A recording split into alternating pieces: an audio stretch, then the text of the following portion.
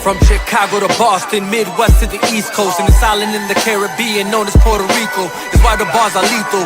Got me going beast mode in this game called life. You better know some cheat codes. Il Divino's back, someone let the streets know. 6 shots for the folks and 5 shots for my peoples. I think it's high time we all have a sit down. Can we all agree the game is gone to shit now? Like the fall of Rome, the death of Romulus, history repeating itself. If you know it's obvious, if you had your head inside of a book instead of binoculars, you'd be able to see without a pair of binoculars. Our tax dollars being spent towards the damn omnibus, but the rich stay rich, commoners remain commoners. The tentacles and everything like a damn octopus. Mass media, mass hysteria, how they control the populace. Cash rules everything around me, and on every dollar bill it's printed, in God we trust. Yeah, everyone lives.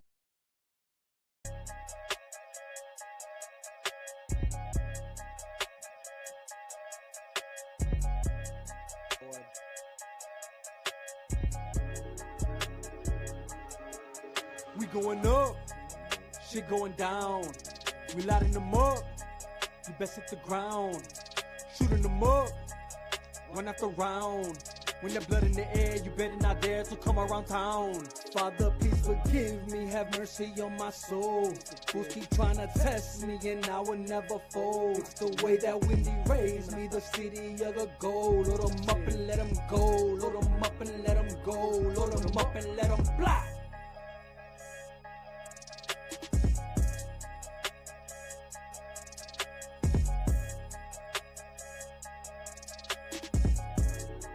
Yo, you know what it is. It's your boy Il Divino Vega. This is the Chop Shop. And it's Good Friday, but there's a good conversation coming. Obviously, I couldn't chop it up by myself, so I brought the homie Silos. What's up, bro? Productions in the building. Yes, sir. What's Good Friday. bro? Happy Good Friday to everybody out there, man. Yes, sir. Much love. I'm happy to be here. There's a lot to talk about. So much to talk about. Let's get on it. Yes, sir. Go ahead and pause this right quick. Man, bro, there is definitely a lot to talk about. Let's get the nitty-gritty out the way. I said we start with that. Okay. Let's get the nitty-gritty out the way. What is up with Mike and Abdi? What is going on? What's going on with Mike and Pam? Hey, apparently they've been vouching for guns since day one, bro. Apparently that's what you know the story is out there. Everybody freaking out and doing, man. I swear, like if grasping at straws was a thing, like it's ridiculous. Like it's every day is a new goalpost just moving. It's just ridiculous, bro. Like I don't know what else to say. Like at this point, it's worse than AI. You know, Right. it's nuts. No, yeah, for sure. It's kind of crazy because, you know, it's like essentially I feel y'all shouldn't even be worried about gun. Like you guys are probably going to be the ones to take the helm. You know what I'm saying? If all goes accordingly, you know what I mean? Yeah. Personally, like I said before, gun comes or stays or goes. I don't really care. You know what I mean? Right. Because whatever he's doing doesn't factor into like what I want, anyways. You know what I mean? So for me, it's like I'd rather just. I don't care about that, whether he's gone or there. All I care about is they bring Zack Snyder back, right? To finish off what he started. I prefer that universe over any universe at this moment in time, as far as cinematic universes are concerned. Yeah. And it just feels like, I'm kind of thrown off by this. Now, granted, I don't know how true this is either, right? Like, that's the other aspect to this, right? Like I saw it on IndieWire. You know what I mean? I'm not so sure how credible that is. I don't know if it's been in any other, like, no name as far as like publicists or, rumors are concerned in the journalism and all that stuff. Yeah. You know what I mean? So to my knowledge, IndieWire, where I saw it, Nah, I don't know too much about him to know if it's true. But that's where I saw it. I don't know if it's on like Variety or Reddit. Maybe it is, maybe it isn't. Um, but it's do you have any insight on that? Would you know if it's So for me, it was literally flooded through. So I had commented on a post on one of Sill's posts, and people just were going crazy. And then you know the profile with no name, no picture is commenting, saying all this, and I'm just like at this point I'm laughing as it's like I'm pretty much using it as a troll, you know, right? because it's like I haven't even heard it in the trades. I haven't obviously our boy Sill hasn't even said it. Like that's where it's like it's nuts to me. And let's play devil's advocate, right? Let's say Pam and Mike did say this, right? Or did you know, push for this, right? Mm-hmm. I feel like Mike and Pam have been advocating and showing us for the longest what we've all been saying, which is it's okay to have both.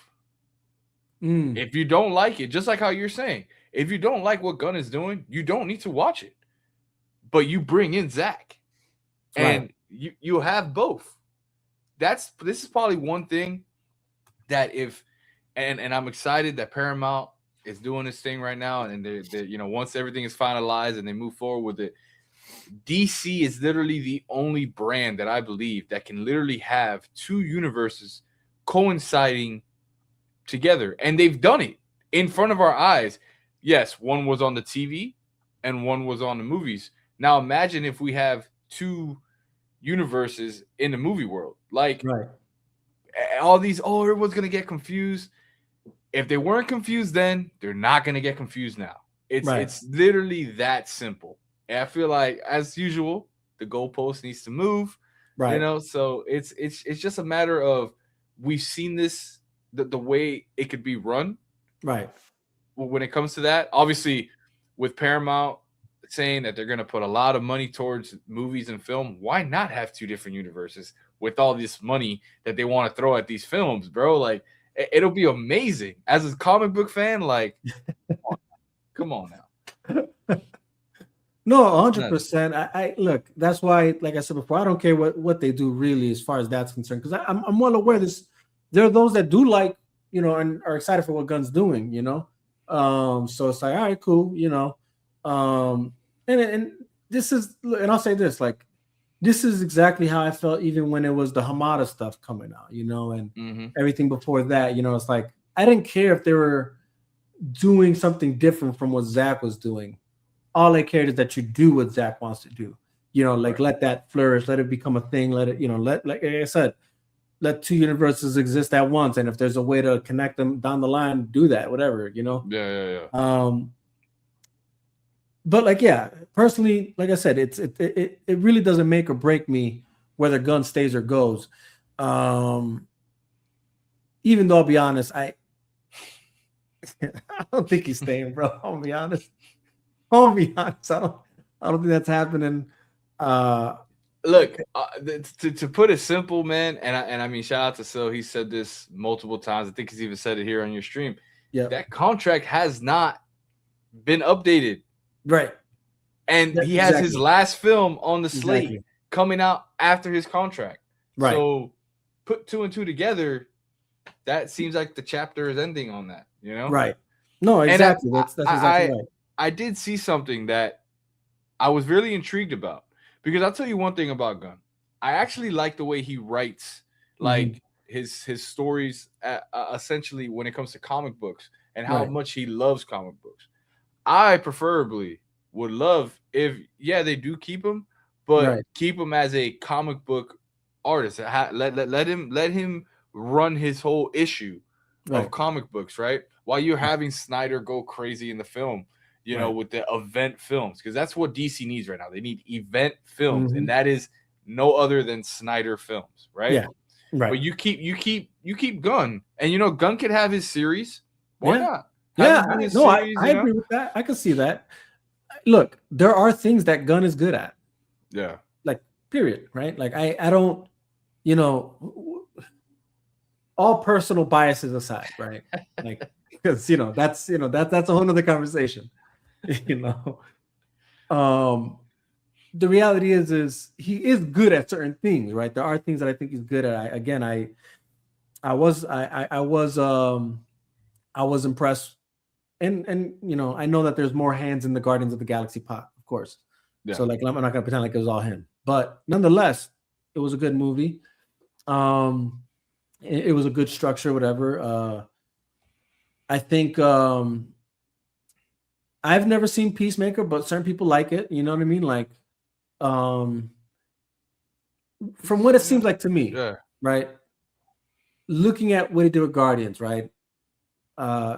Getting like hearing what people say about Peacemaker, seeing what he did with Suicide Squad, hell, seeing what he did with this new Superman movie, which I think it was the wrong movie for him, but seeing what he did there, like the way he does his movies, like there's clearly a niche of that is him, right? Like there is a niche for him, there is a genre for him, or like a an aisle or a lane for him, obviously, as a creator himself. Like give him his own series, give him his own, again, maybe not top of the line event budget films, but just films, Yeah. There's something he could do. Now, I guess that to me is though different than keeping him head of TC Studios. You feel me? Yeah. I'm not so sure he's worthy of the helm that he currently, sits on. If he co-head. Yeah, right, exactly. Yeah, they go come after you, brother. I had to make sure you got to put the asterisk in there. Exactly. Jesus. I'm not sure he's worthy of that, and Peter Safran for that matter as well. Like like I don't know. For me, like even the way he's kind of been going about the business aspect of things shows me like this isn't your chair. This isn't your job. Like, like two ways. This has already backfired, in my opinion. One, when it came to Superman, you should have not directed it. If you're going to be the head of a studio, stay the head of a studio, bring in directors to direct. That's my personal opinion of if that was the lane you were choosing for yourself, like as far as becoming a head of a studio, be the Kevin Feige then. Wear that cap. Yeah. Put in your inputs where you want, but let directors cook. I think that's what he should have done with Superman, in my opinion. If that was the route he was gonna creating a new universe, what have you. But now on the opposite side of that spectrum, right? Or now that we see how that foot first landed, now the next foot that landed, we're getting Supergirl, and it's like, I don't like your notes and your style on this movie in the trailers that I'm watching. It's not setting itself apart as the director's not able to set himself apart. It's still a James Gunn film. Yeah. So that's kind of like, and again, that could probably just be the issue that because you did already direct a film, now it just looks like this is what you're doing. Yeah. Maybe that, or maybe it's just like, or maybe I just, you're not letting these directors cook as they should, holistically. I would say I have something funny about that, with Supergirl.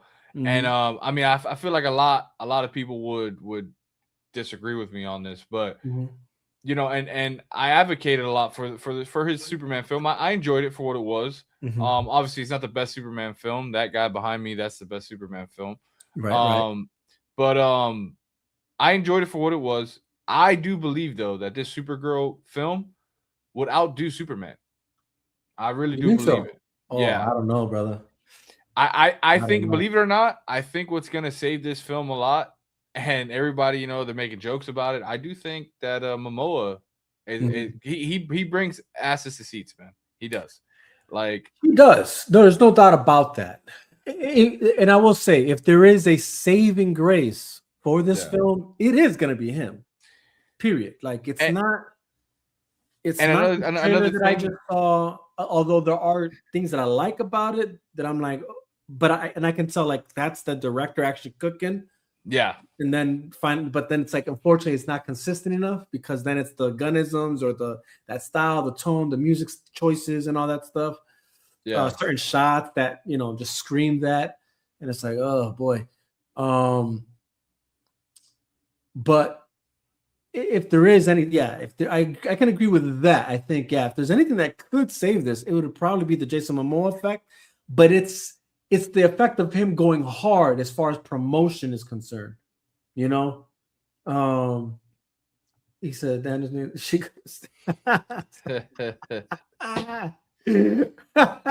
Edwin, appreciate you joining in, brother. So yeah. So like with that film though, another thing I realized and watching the official trailer that just released this week. One thing that I saw with that, the reason why I'm saying this about the Superman film and this film is that unlike the Superman film, you understand this film is a Supergirl film. I felt like as much as I enjoyed Superman for what it was, right? To me, that was like an episode of the animated, Superman. Yeah, series yeah, it was an ensemble more than it was a solo film. Right. This one, I think what's going to help it out is that we are getting that Krypton scene. When she loses her parents, we're getting that backstory. We're getting her story.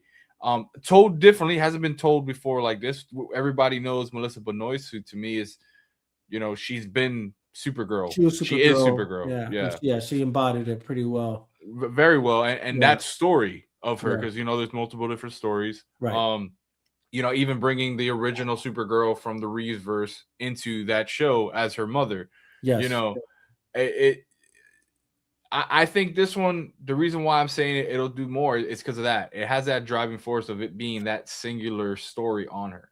And I feel like if Gunn will focus on doing that more than trying to make a whole ensemble film, I think that'll work. I think it could work. But is it enough? Not even close. I don't think so. Look, I'll be honest, brother. I think you'd be right again if the trailers weren't coming out the way they're coming out. I just don't like the way they're framing these trailers. See, you kind of got me when you're talking about a Supergirl movie, centric film that's focusing on her past and all that. Like, if it felt like it was that deep, like, what I'm saying? Like, oh no, this is really about this girl and what she went through, whatever, all that. Yeah. I think you're onto something. But it's not that. Like the first, like, let's say like this, the first teaser trailer that came out, they for sure made it a Guardians of the Galaxy vibe type trailer. I agree with that. This second one, again, it's like it starts like it's about to be something, but then it just loses like what it was like as far as like the vibe, the tone of the film. Like it's like, oh, we can't just commit to that kind of, which again is concerning because then that leaves me confused on like, how's this film really going to be then? Is it going to be heavy? Like, and when I say heavy, not that it's necessarily like full heavy, but like, is it heavy enough with the emotional weight of what, a Kara goes through and all that stuff, or is this going to be just like the Superman film where it's like, sorry, you wanted to take it serious, but everything's a joke. You know what I mean? It's hard to tell. Again, I think that's why it's hard to think that I don't know. It's hard to think that there's anything other than Momoa that seems like it's a saving grace at this point in time. Again, at this point in time, there could be like one final trailer that really cements really what the movie's going to be better than. I'm gonna be honest. I don't think they need to do another trailer. Just roll this trailer. I think they just need to roll into the film and just. Because I feel like it's almost like, when you try to play like fix it up type of deal and like it just gets worse, you keep digging your own hole. I think right now the most you do is maybe if you are going to add to what this last trailer was, maybe another Momoa shot or something like that. But I don't think they need to do much. I mean, I think for me too, it seems like they took out that scene with Crypto pissing on the newspaper. I didn't see that. Like it did. Although, again, I will say that's another thing, right? Like, and you kind of already see this in like in certain like chat rooms and stuff. Which I joked about it with Sil. It's that we're getting the Supergirl version of John Wick. Apparently, it's about the dog still. You know what I mean? Yeah, So it's like, I what are saw we somebody doing say here? that Crypto is the Robert Downey Jr. of the DC universe right Yeah, now. or yeah, Sil said he's the Nick Fury of the Avengers. You Yeah, know, Nick, so yeah. like, yeah, but yeah, like apparently, like in so many good put there. Like, why is this dog in everything right now? You know what I mean? Like, Yeah. um, he is apparently a focal point, which is just silly at this point, especially because it's not like this is the Crypto we actually know, right? Like from the comics, that's actually got something to add as far as Yeah. like worth goes, other than him at this point in time just being a eye candy bait for everybody to be like, like that's what they're hoping for, right? The cute dog that was Superman is now Supergirl. And it's not even Superman's dog; it's Supergirl's dog. Which, Yeah, you know, exactly. so that's So it's funny. like okay, and then even with the Jason Momoa factor too. Now that I'm thinking about it, we also got to keep in mind, and this is what's funny. Technically, we're not getting Jason Momoa, right? Like it's, and what I mean by that is like, do people care since it's him and like not really him, right? Like, so you'll have the girls that like Jason Momoa sex appeal wise, right? My wife's one of them. Like, ooh, Aquaman, right? That's how she refers to, Jason Momoa, like, oh, Aquaman, right? Like, plenty of, you've heard, hear plenty of that.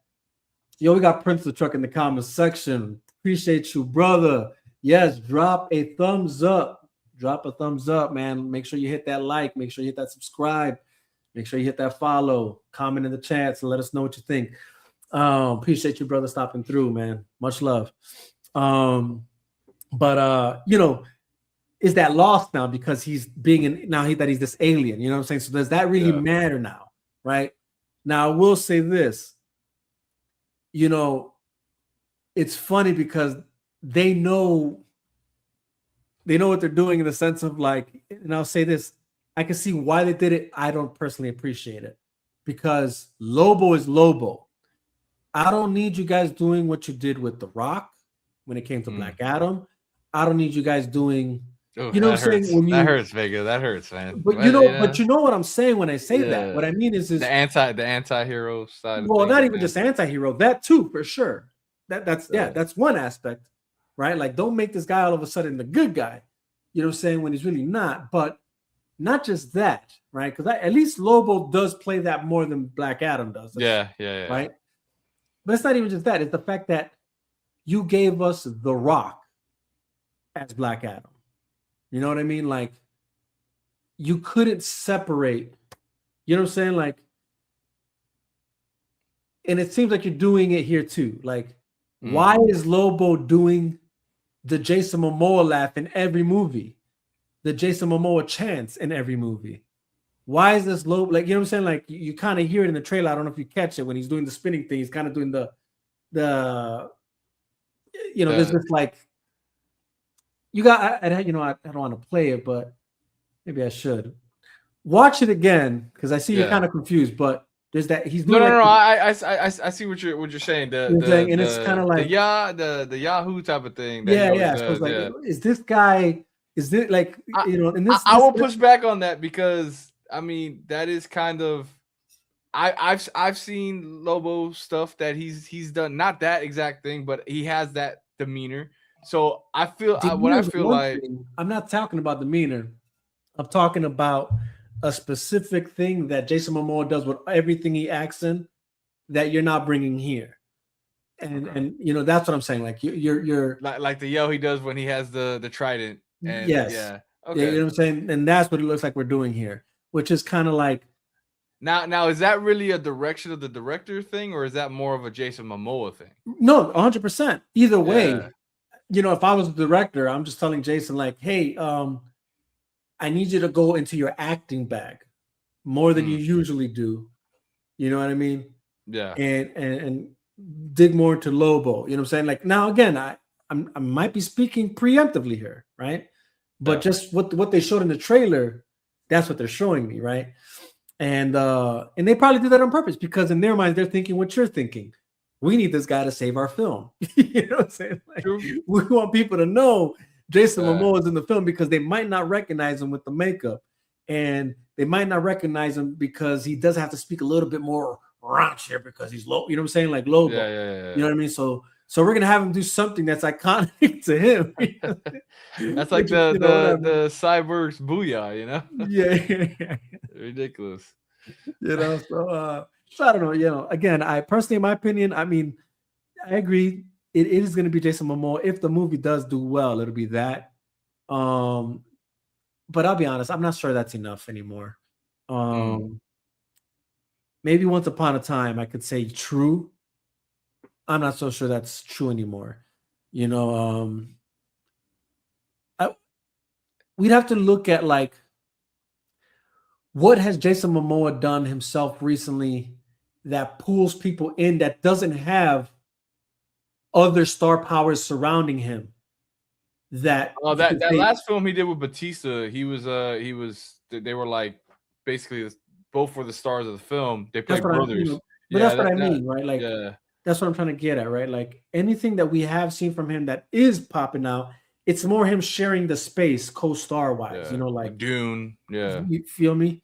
Yeah. So, you know, the only thing I can think of that was solo him, and I'll be honest, I didn't know much about it until I saw an interview with him on Theo Von's show, and it was that like Hawaiian Warlord movie he did. Apple. You know what I mean? But I say that to say now that was a solo project of his. Like that's him, the star. Yeah. I don't know much people talking about it. You know what I mean? Like right. So, you know, again, I don't know. That leads me to think: is the Jason Momoa star power enough? I think so. I think so. Yeah, I so, you know, it's I've seen the push for it for him, and I think I'm biased. I am a fan of Momoa. Oh, me too. I like his even because you see the whole Apple thing, and I've been seeing a lot of artists or actors do this. The Apple is really gone to like an indie type of feel, you know. For sure. You know, a lot of I will say that project, Hail Mary project. Oh yeah. But was that Apple or was that Apple. more? I thought that was Paramount. That's not. No, Paramount. that's Apple. That's Apple. Okay. Mm-hmm. All right. Interesting. Yeah. Interesting. Last I checked. I'm about to. I gotta check that. I didn't even know that was Apple.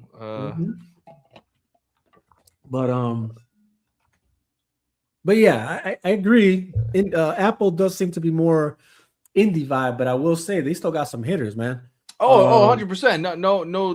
No. Like I'm not taking anything away from what Apple does. I mean, currently right now I'm watching a show with Seth Rogen. It's called Platonic. That's a great show. Yeah, I'm on season 2 right now. Yeah. Great show. I'm trying to watch with John Hamm the Neighbors. Oh, the Neighbors one. Yeah. You know, so they have some bangers on there, man. I've been a fan of Apple stuff for a while, but it does give you that when I say indie, is like not many people are talking about it, but there's still bangers, you know. No, yeah, for sure. Almost kind of like what HBO was for a while there. Before they started, you know, the whole Game of Thrones and all this other, you know, big hoopla, and we started getting the Penguin and stuff like that. And now everybody's tuning into HBO. I feel like if Apple was really to get that one, you know, Penguin-esque when I'm talking about like, you know, winning Oscars and all this, which I'm sure there's some out there, but not as to that level of like course and talking about. I think that'll change it, but. I don't know, man. I think he's at a point right now when it comes to Momoa, and we could change after that. I feel like he's just doing what he wants to shoot right now, and I feel like he's kind of earned that. I think in my after hitting a Billy, with Aquaman, I feel in his mind, bro, he's feeling like he's untouchable, which, you know, it is what it is on that, you know. No, you're right. Yeah, again, like I said, I'm agreeing with you that it will be Jason Momoa that would be the saving face. I'm just not as confident as you are in that regard. Okay.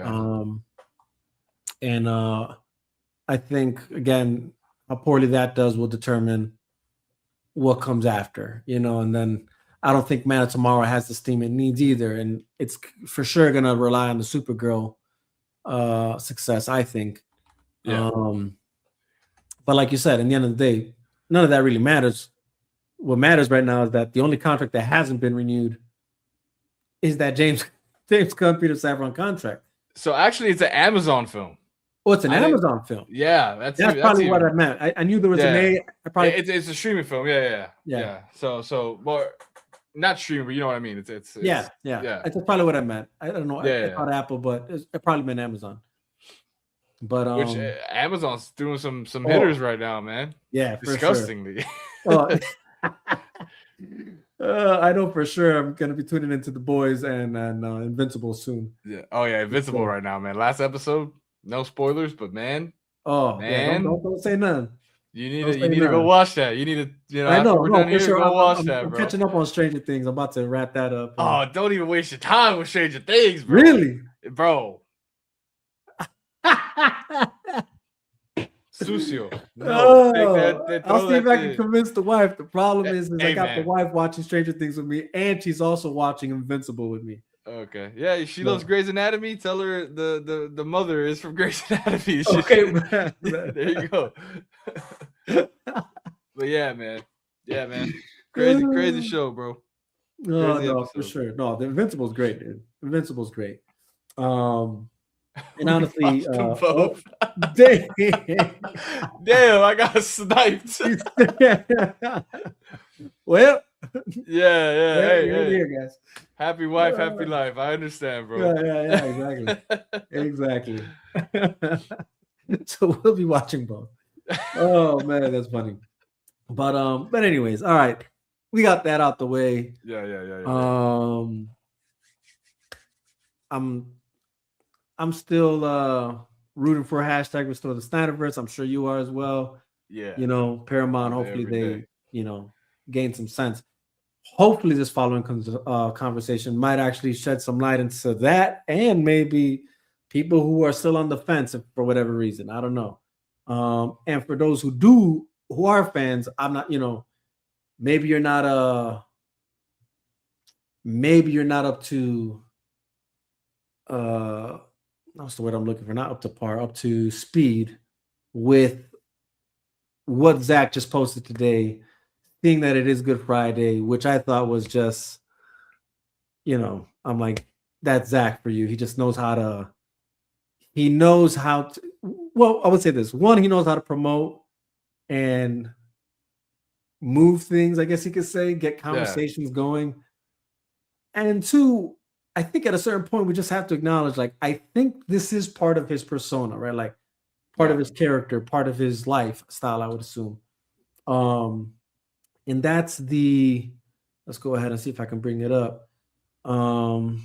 Share screen, bam.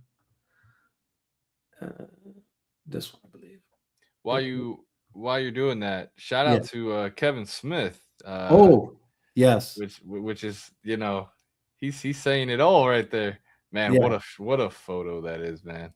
So first it started with this one, the Trinity, and obviously you see I reposted, of course. Obviously you reposted it, but it started with that, the Trinity, and I'm like, of course he would, and I thought that was it. I was like, okay, not a bad post, the Trinity, why not, and I'm like, I like it. Dope photo. Obviously stirs up conversation considering the Trinity, the Holy Trinity for that matter, right? When it comes to the faith. Yeah. But it really was this one. Yeah. It was really this one for me. What a shot, man. Right? How do I move these little bubbles out the way? I think if you click them, they should all right, or maybe move them. Yeah. Oh, there you go. Boom. I'm like, what the hell are they doing? But it's this right here, where sorrow met hope and love paid the ultimate price. I mean, this guy knows what he's doing. You know what I mean? And it's like he's writing his own scripture, man. It's crazy. He really is. He really is. Look at that, man. Come on now. Like, you can't tell me this man isn't depicting the Gospels in his very art, right? In his framework. He's essentially writing the Gospels via the car or the yeah, the transportation of DC of DC characters, but like it's almost like predestined. You know what I mean? Yeah. Because I mean, like, who else would you do this with, right? Especially when you're looking at the very man himself that is the modern depiction of the Messiah, right? Yeah. Uh, whose very name is that of that, right? Like Kel-El, for those who don't know, translated in Hebrew means voice of God, right? Um, for those who don't know, even his the name Jor-El, his father, it translated one of the translations is uplifted by God. So like the writing is on the wall, is all I'm saying. You know what I Yeah. mean? And Zack Snyder's been cooking these past 3 years, and I thought it was only fitting to kind of just break down what he's depicted throughout his films, visually and story arc wise, that essentially is the story that we are observing today, right? Yeah. On Good Friday and essentially observed all week, right? From Palm Sunday to Good Friday to Resurrection Sunday coming up this Sunday. Yeah. But again, Zack Snyder, the way he just says it here, when sorrow met hope and love paid the ultimate price, right? That's the story, obviously, here in this movie. Yeah. But again, that's the story of Christ. I'm gonna take it an even step further because I know there's a lot out there and people are saying, oh, the way he sees these characters and he does his story, it's too serious, it's too this, it's too that. What people don't understand, what Zach is doing, he's telling his depiction, he's telling his story of these iconic gods and heroes, but what you don't understand, or what people don't understand, and when I say in general, I'm talking here, right, is that he wasn't the sole creator of this character, Superman. Exactly. So what he is doing is bringing to light what these creators were literally thinking and writing, because of at that time, when you really go look at the story of Superman, it was in a bad time. They needed a hero like him in the stories to uplift, to show hope and all this stuff. And with all the different stories, whether it's the betrayal of God or whatever it may be, like what Zach is doing is holding on to the essence of what is Superman.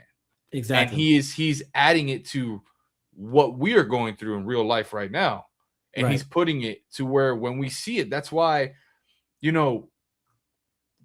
we're going to be called cultists. We're going to be called this. We're going to be called, because we fanboy over this, because we are living what he's showing us, the craziness, the deception, the betrayal. And you still have to find a way to still do good with all that. And that is the essence of what Superman is. Superman can look at you and literally break you in a millisecond, but he chooses not to.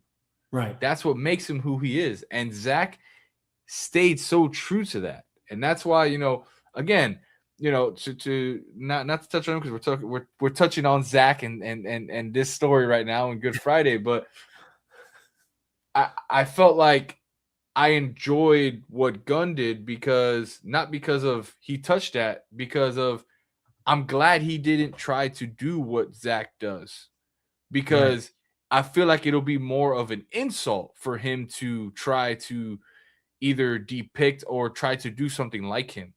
So yeah, as much as it's a lot of jokey, it's campy, it's stuff like that. It's like that's why I'm so okay with Gunn doing that, because he kind of stayed in his lane, right? Even down to the point, and this is the first time I'm saying this live, to the point of, and I know a lot of people, they they kind of they make fun of him for, not kind of, they do, because they believe that he can't do a character like Darkseid, and I don't believe he can either. Not like how Zach has shown us.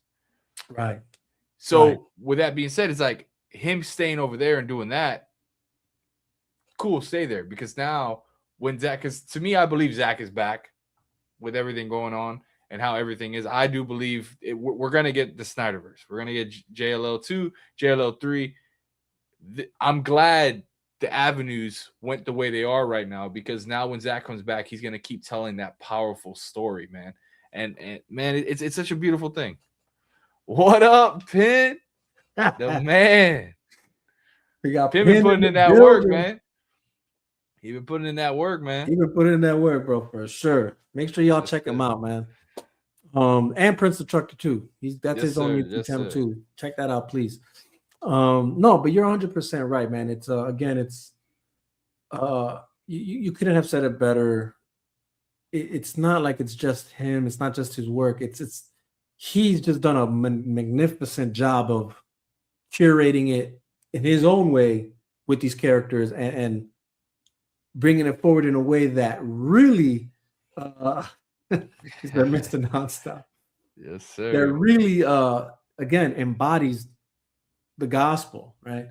And honestly, I'll even go further and say this: not even just the gospel, but even the storytelling he's doing, almost embodies the way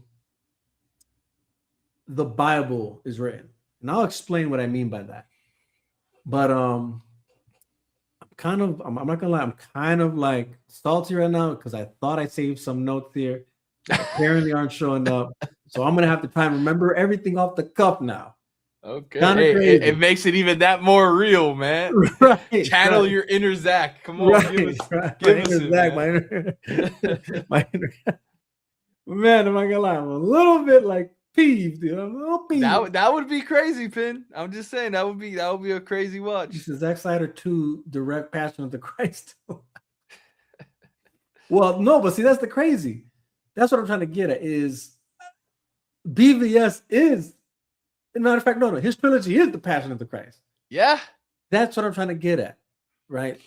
He literally, in all his stories, from Man of Steel to BVS and then to Zack Snyder's Justice League, it is the Passion of the Christ story, right? And not even just the Passion of the Christ story. I mean, it's almost like, again, the Gospels, right? It would be lit though. If he did do it, it would be lit. It would be lit, right? Kind of give it that 300 feel. That would be crazy. Right, exactly. Which even with that, I mean, not to cut you off, but that, right, no, exactly. Oh, Jesus. I mean, I'll be honest. If there's a biblical movie I'd like for him to do, because I mean, Passion of Christ has been done. Yeah, you know what I mean. If there is one, it would be more on King David. I just feel like that's that's just what's missing. Personally, I feel like a good story and depiction of King David. That's where I feel I'd want him to go. Have you seen that Amazon show, David? I actually have, but I have a quarrel with almost everything that's been done with David. Low key, I'm going to try not go that rabbit hole. All right, yeah. That's a conversation for another time. And remind me of that, because that's a good conversation to have. Yeah. But yeah, there's a pet peeve of mine with almost every depiction I've seen of David up to this point. But that's a conversation for another time.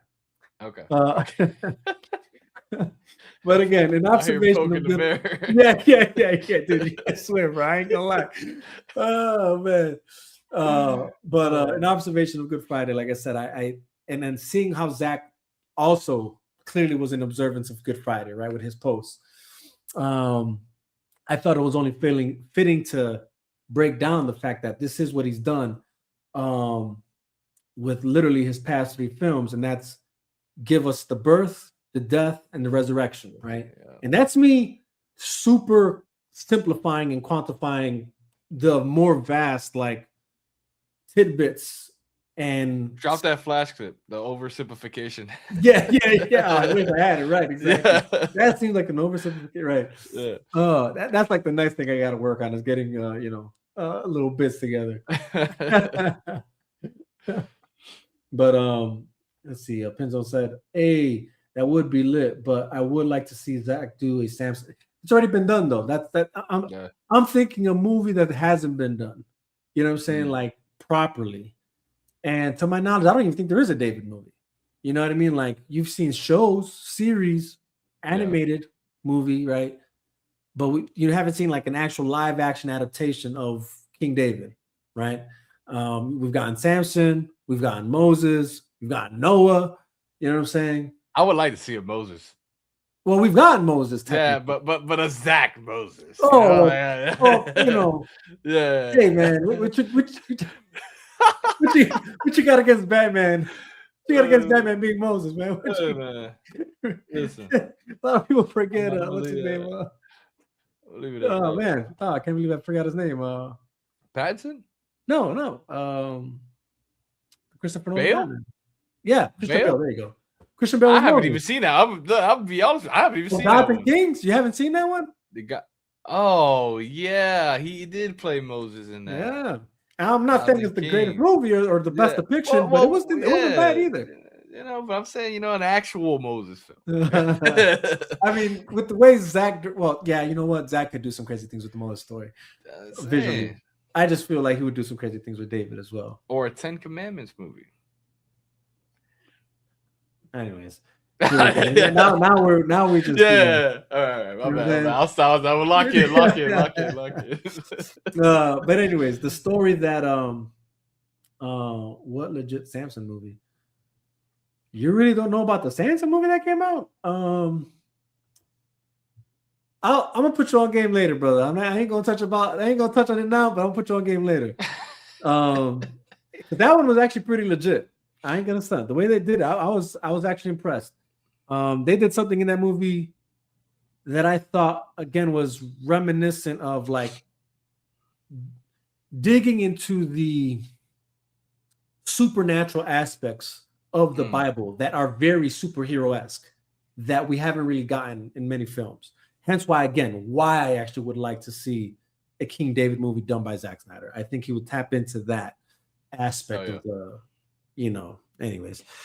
So yeah, there's the way they depict Samson there's like this crazy moment where he kind of has this like super speed moment. You know what I mean? Where like in order to make sense of the feat that he had, the strength, and it's not just his strength, but the speed he would have to be able to like take down as many enemies as he did. And the fact that they did that in this movie was just insane.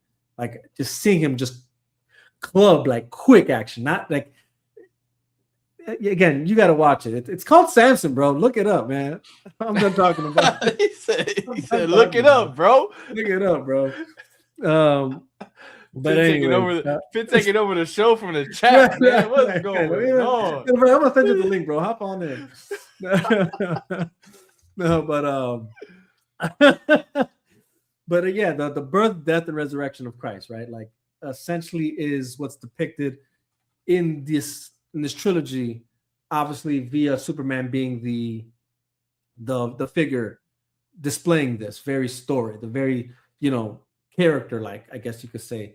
But again, that this is the he said do it. But this is me just oversimplifying it. Again, we're gonna go deeply but quickly, right, through this trilogy, and I'm gonna just point out some things. And again, at this point, to the best of my ability, because somehow the notes did not save, which is just insane to me. Where did you type them in at? But I got some at least images for us to kind of like, you know, be able to, I guess, look at and go back and forth with, play around with, I guess you could say.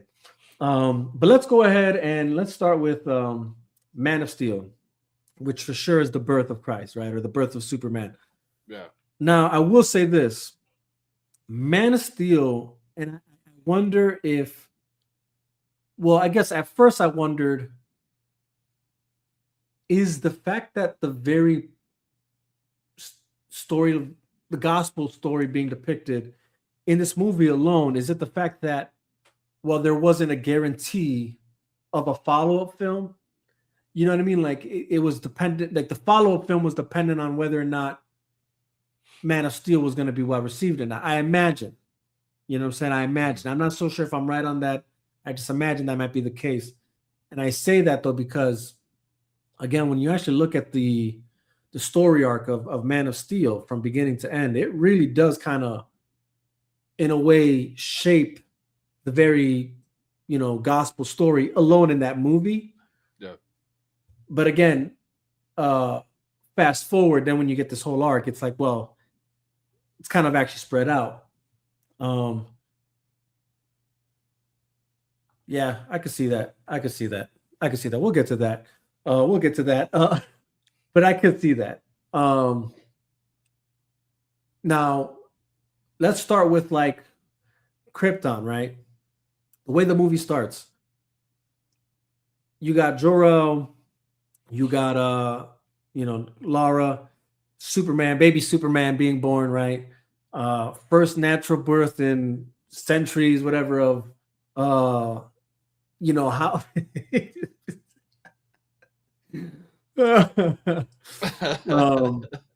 but you got centuries, whatever, of a birth, birth of a child naturally, which is funny though, because the exact opposite is true of Christ, right? Yeah. His birth is the unnatural birth in our lifetime, up until now, even, but even like when you consider from Adam and Eve, well, other than Adam and Eve, actually, right? So let's talk about that. The beginning of Zach's gospel, of his, Bible via DC. Yeah. You get what I'm saying? It's giving life, right?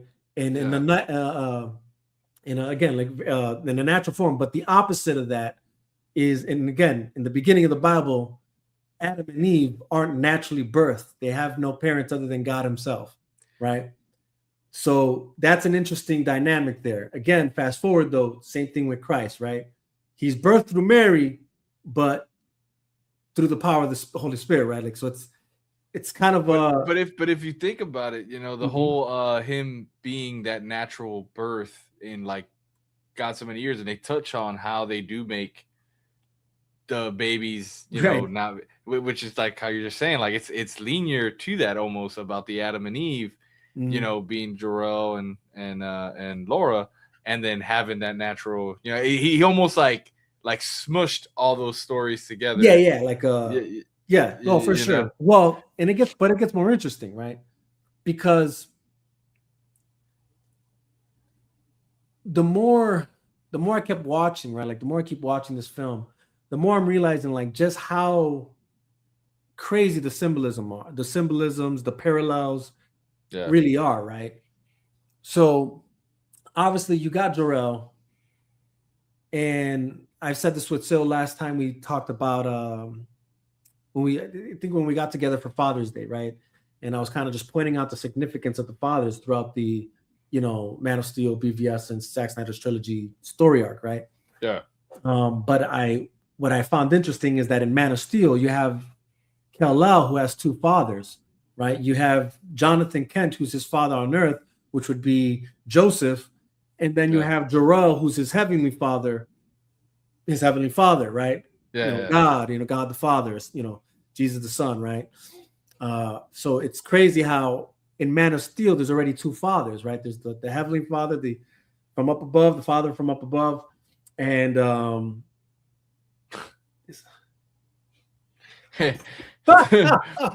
mean, hey, hold on, brother. We speaking on Good Friday. Yeah, I appreciate it.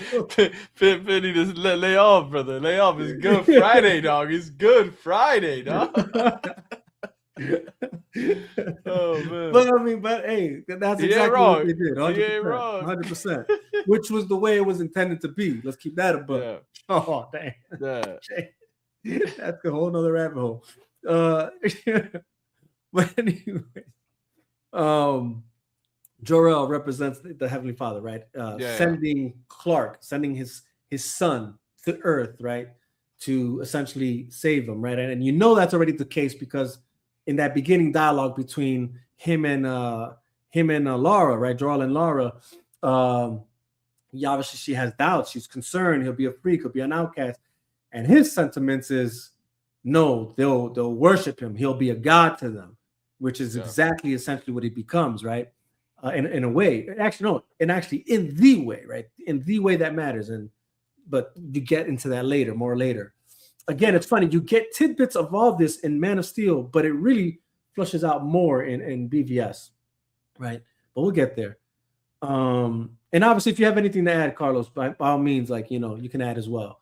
I got you. I got you. I'm taking it So in. I'm taking it in right now. okay, bet, Because bet. I'm agreeing. I'm agreeing with it, man. Okay, bet. Now, what's amazing about this, right? About that Krypton scene, right? And what it essentially embodies, and there's actually something about how this movie starts, and actually every movie that follows starts that actually says something as well. But I'm not going to share that till the last movie. But now, what I feel Krypton represents, right, is Krypton. Krypton, and again, even the Codex. That's another factor here. The Codex that's within Christ, right? So, what's amazing about this, right, is obviously Krypton is about to die, right? And there's that they're obviously politicking about it, whatever, like what's the future of Krypton, what are we going to do, blah blah blah, right? Now Zod comes in, right? Now what I like about what Zod represents in this film is he is the fallen angel Lucifer in this film, right? Yes. He goes to war in the heavens and he takes down a third of the angels with him, which is exactly what you see, the war engaging in Krypton, the war in the heavens, right? Kryptonians that side with him, the angels that side with Lucifer. Well, there's the other, the angels or the other Kryptonians that side with Krypton or side with God, whatever the case may be, right? Yep. Right. And the question is what are they warring about? Okay. What are they warring about? Now, in hindsight, right, like it's not the destruction of Krypton, it's the future of Krypton, right? Or the future biblically is what God intends, right? Yeah. Lucifer, for anybody who's up to knows what I'm talking about. If you don't, you're about to get put on, I guess. Right? The war in the heavens, where Lucifer goes to war.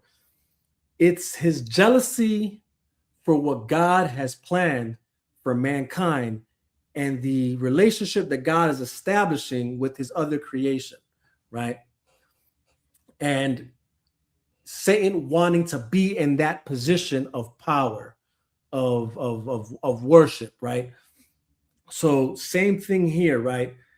Zod is going to war because one, obviously he wants power for himself, right? Hence why, Jor-El questions him like, who will decide whose bloodlines stay and go, or continue to exist or not, right? And he says, you, right? Insinuating, I know that's what you're thinking, right? Like you want me to join you, but you plan to be in power. Like you plan to rule. You plan to decide, that's already going against the very code. Share his version of worship of his what he wants people to, right? Yeah. Who he deems worthy. Yeah. Right? So now, which is again in direct conflict with that of whatever the Kryptonian code already is, biblical side, the very code and ethics and that which God has established, covenant already that he has planned for us, right? Now, one would think, well, didn't the war in heaven happen in the beginning, way before Christ? Yes, true. For those who are up to par. For those who don't know, well, just bear with me here, follow me here. Yes, but we have to remember God exists in and out of time. Like past, present, and future already exist with him. Okay. So his plans for mankind were already set. His plans in general were already set the moment everything was created when he created it. Right. That's the idea. Personally, I also do believe that when you read the book of Genesis and you're looking at how he establishes his relationship with Adam and Eve, that's his plan, right? But I also believe Adam's choice to follow his wife, not follow his wife, but to fall with his wife, right? I believe that's a direct choice because he knew the plans God had for us, right? And not just that, but he also knew the plan that existed within the Savior himself. Like the very choice Christ would make, I believe Adam was in I very. think also to interject real quick, Mhm, I think what's very important is and a lot of people seem to slip over that is mhm, it's not so much the choice, it's the point of having the choice, if that makes sense. mhm, mhm. So the fact I feel like, that Adam had that choice, Right. he felt it was his to make, you Yes. know? Well, So yes, 100%. It was his to make, but surprisingly enough, the choice he made was the very choice he knew the Savior would make, right? yeah.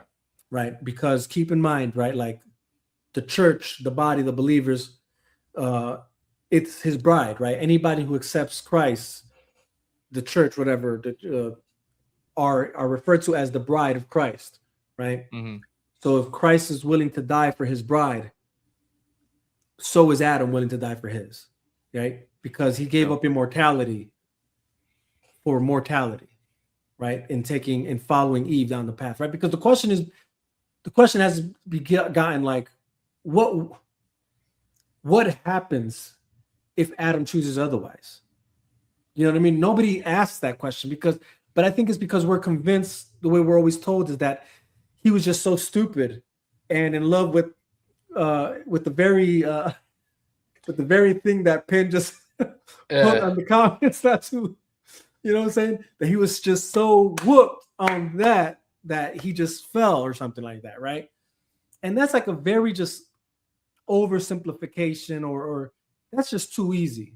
You know what I mean? That's just too easy and too stupid, really, because it's kind of like, so we're just gonna pretend like days in the garden with God, with Christ means nothing. You know what I'm saying? Like, you got what I'm saying? Yeah. Like, keep in mind, the Bible in that moment talks about that there was a specific time in the day that God went to go visit Adam and Eve. The fact that it gives a specific time tells me that there is a specific time he would meet them in the garden, right? Hmm. And so he did that this time around, and obviously they hid for obvious reasons, right? And one would probably point like, well, look at the accusation of Adam. It's like, well, he didn't lie, right? Um, it was the actions of Eve that convinced him he had to follow, right? It Yeah. wasn't that he was deceived, right? Eve was deceived, not Adam, right? That's the part people need to realize. Adam wasn't the one deceived. It was Eve. Adam was convinced, but it doesn't specify the convincing or like what, you know. And I might be saying convincing. I might not even say convince, right? But again, I think it's what it is. Because like, I've been reading lately. I have this one. It's called the Action Bible that I've been reading Mhm, actually, and it's a graphic novel of the whole entire Bible series. Pretty mhm, cool. They have a like a read out loud thing that mhm. you could do with it. Anyways, um, what I believe it is, I think Adam was the first to show forgiveness. Oh, for Yeah, sure. Well, yeah, no, well, I would forgiveness to say Eve. it was the first forgiveness, love, and sacrifice, I feel is what's Yeah, embodied there. Because yeah, again, it's like your wife clearly did what she was supposed to. You still love her regardless, right? That's the message. It's the love that's still there regardless, right? And that's obviously the message of Christ, right? yeah, Loving regardless of, you know what I'm saying? Like, um, hence why he makes the choice he makes, right? But and then it's that sacrifice so that is needed, right? Um, but in retrospect, it's a story of forgiveness as well, because yeah, obviously then the conversation between God, Adam, and Eve, one would think like, well, he punishes them. No, like, you know, and it's like, well,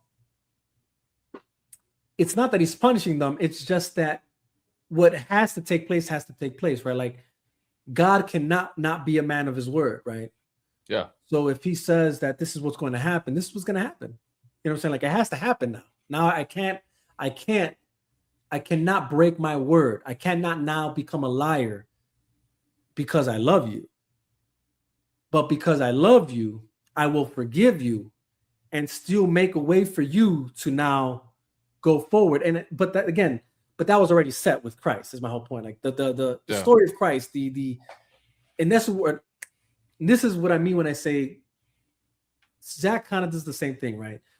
So in the book of Genesis, what I'm trying to get at is you see the story of the gospel in a quick just consumption, and you see the prophetic notions of the gospel of the Christ of the Messiah of all that throughout every story or moment, you know, that kind of goes forward up until the moment of Christ. So it's like it's kind of predestined.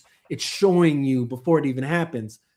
And in a similar fashion, Zach does the same thing here. Like I said, because Man of Steel, in a sense, gives you the entire story in a way, but then it's like the genesis of the entirety of up until the moment of the story of the Gospels of Christ, right? And Zach does the same thing where it's like Man of Steel is like the Genesis version of that, but then you still get the gospel flushed out from, you know, going into BVS, going into whatever, right? But anyways, but back to the Man of Steel aspect of this, right? So I say that to say that that Zod is fighting for the future of what Krypton had planned, aka what the heavens or God had planned, right? So Jor-El, representing being the figure of God, he already had a plan, right? Yeah. And it wasn't for Krypton. Follow me here.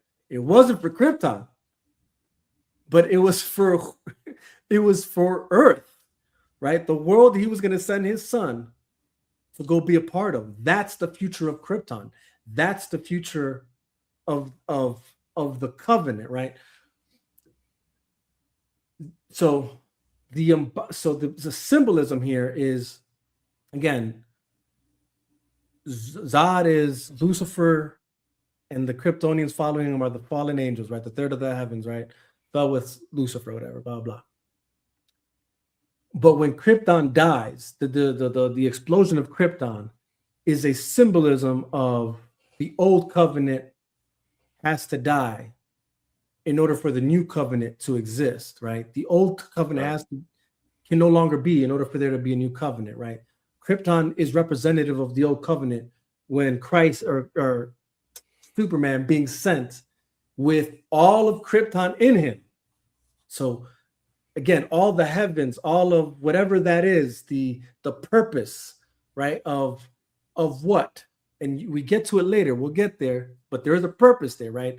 And again, Jor-El hints on it a bit, right? He says he'll be a god to them, right? And that's just playing words. Obviously, Zach is not trying to be super direct here because he's still trying to tell his own story via this other character, but he's very much understanding what this character is and who he is and what he embodies and all that, right? As we stated earlier, way before Zach even touched these characters. But anyways, so that's a symbolism of that. Old, out with the old, in with the new, right? Old covenant dead, or the old covenant is gone, done with the old covenant, Krypton destroyed. But because Jor-El's purpose, God's purpose, is that he's going to establish a new covenant with Earth, with us, right? Yeah. So there's that symbolism, and obviously, there's the Moses angle too. I get that. I know a lot of people will reference that, like it's Moses being sent in a basket, right? The quarrels of and the destruction of his people by Egypt, whatever, blah blah. Which again, that is that too. I'm not. Yeah. There's no denying that. But which it's like we said, it's a compilation. So that could be the message as well. Right. In the story of Superman, not just Zach's right. Well, depiction. that to me is again also that's just another depiction of the actual prophecy of Christ, right? Hence why even when you look at the Gospels, I think it's either in the Gospels or maybe even the Book of Revelation. I think it's Gospels though. They're undecided on who the Messiah is supposed to be, right? Or like, Right. even when they're talking about Jesus, some think he's Moses reincarnated because they believe Moses was the Christ, right? Because of his story. It almost matched the prophecies, right? And there's other prophets that kind of align, right? So, maybe he's Isaiah, whatever, blah, blah. So again, it's not far off to think that they are going to squeeze that together and make that a thing, of course.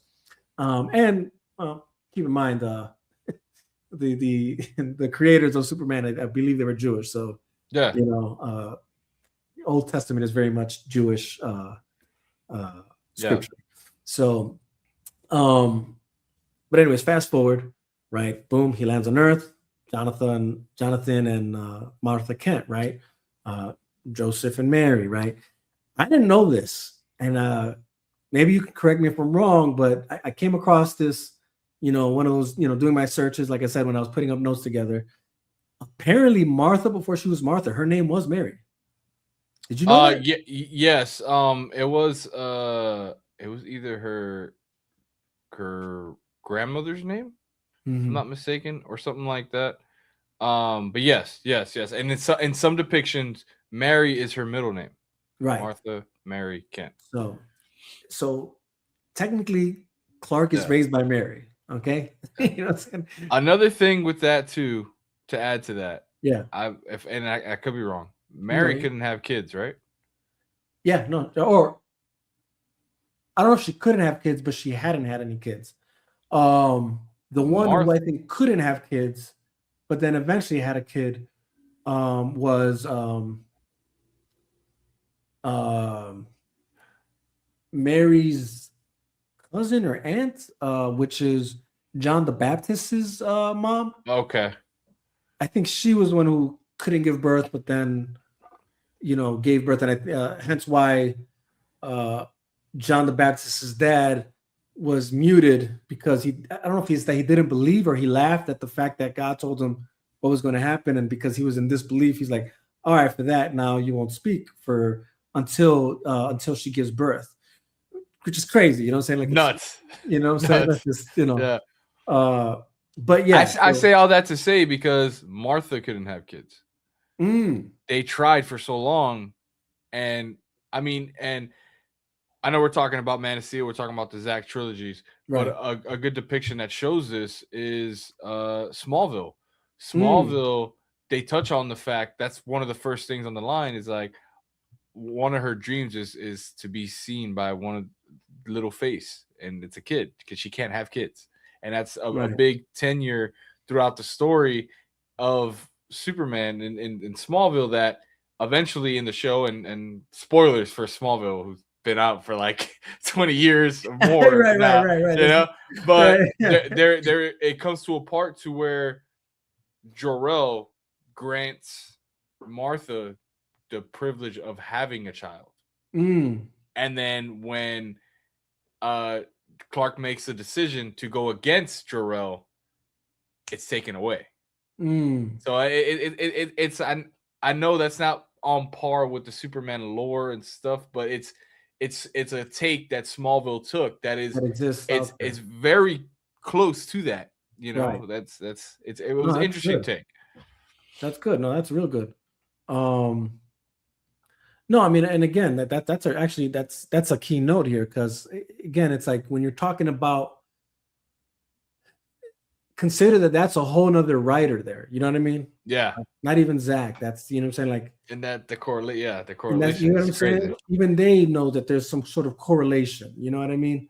Yeah. So again, for anybody who's like for some reason in denial, or I don't know, you don't want to believe, the proof is just in the pudding. And the proof is in the pudding. And I think that to me can't be remiss, right? I would like to add, because it's like hearing how you're depicting this, and it's things that I've seen, but like hearing it out loud and just taking it all in, I understand why so many did not like James Gunn version, because the way you're explaining this right now, it looks like the approach, and I think that's why not to say that I enjoyed it, but I understood it, was that it seems like for Gunn, he took the back road of the character. So everything we're explaining, he flipped it and he told the story in that sense. Right. Whereas Superman was sent here to conquer, to do this. Whereas with Zack's story and the following of the Bible and all this, he was sent here to be that savior. Right. You understand? So it's almost like he did a flip on that. But yeah, let's stay on par here. Right. No, but again, you're kind of right on that, because again, it's not even kind of, you're right on that. That's and that was one of my gripes. Yeah, that's not the character of Superman. Right. Yeah. You know what I'm saying? Because this is truly who he embodies throughout almost all comics. Right. Is actually this more messianic figure, rather more than people like to admit. You know, but now again, interestingly enough, when you look in the Gospels, right, most of them start with the birth of Christ, right? Yeah. And then it kind of just jumps forward, right? Like almost like where is he at now, right? Like like a montage, you know what I'm saying? And interesting enough, that's exactly what happens in Man of Steel, right? You get the birth, him being sent, right? Yeah. And then boom, all grown. But interestingly enough, what is he doing? If you remember. Who's Man of Steel, Clark? Yeah, obviously you get the Krypton scene, rocket lands. Yeah, and you have the montage of him as a kid. I don't know if you have him as a montage as a kid yet. What happens immediately after that? It's either it's been a while, so it's either the him in the water, or saving the people with the fire. In the fire. You're too ahead now, but you're too ahead. Okay, yeah. Okay. He's on a boat with fishermen. Okay. Yes. Okay. Right? Okay. Yeah. Who does Jesus connect with in the beginning of his ministry? Right? Yeah. The fishermen. Right? No, wait. That damn. Yeah, that's crazy. Yeah. Okay. Holy shit. All right. Yeah. Okay. I totally forgot about that part in Man of Steel. I forgot about the, right. Because, yeah, wow. Yeah. No, for sure. So that's great. That's nuts. That's nuts, right? You're making me want to go watch the film again, Mega, all right? I mean, I know I did, because for me, that usually this is I've seen it so many times that it's been to the point to where it's just, I mean, mind you, I've seen a lot of films as of late, so Well, my tradition usually, for this weekend I watch this trilogy, because I feel like it's telling the story. So for me, it's like it's tradition. I try and watch Man of Steel Friday, Saturday I'll watch BVS, and or sometimes I I'll follow with the I'll probably do Man of Steel Palm Sunday, I'll do BVS today, I'll do Justice League on Resurrection Sunday. I'm gonna have to do that. I've never part of my zeitgeist of things that I like to do. You know what I'm saying? Okay. But so yeah, I'm kind of there. I guess you could say. But now, so again, immediately, boom, he's among fishermen. Okay, interesting choice by Zack, I would say, right?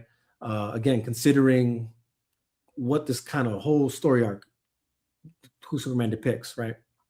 Or who he embodies, or who he's reflecting, I guess, or representing, I guess.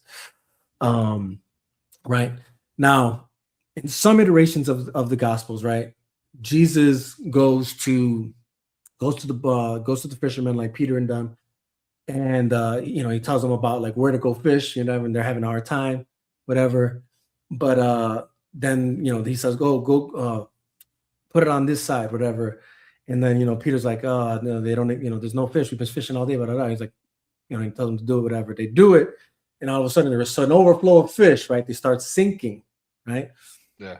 But anyways, that's I'm gonna get to two things there. What it actually kind of depicts here in this scene coming up, but also another scene that I think also can depict it. But But now fast forward from that, right? Like you said, the oil rig, right? It's on fire. Yeah. Now, this for me is probably one of the most interesting concepts I've seen, right? And again, it's about following how the story goes, right? Yeah. So boom, Clark is among fishermen. He performs this act, right, of saving these people, right? Like you see him rip open the door, he's all on fire, right? And then gives him enough time to escape, blah, blah, blah. But he's technically not Superman just yet. Yeah. He's still Clark, right? And he's still on this journey, right, to discover his purpose, who he is, right? But it's this moment, technically, that you can kind of feel is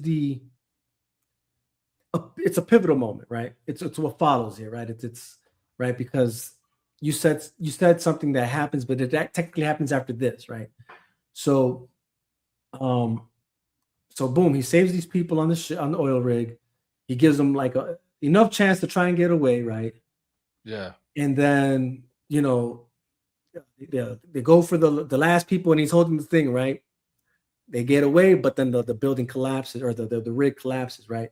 And you're left with this image, which I was like, come on now. And it's this image here. Yeah. Baptism by fire and water, right?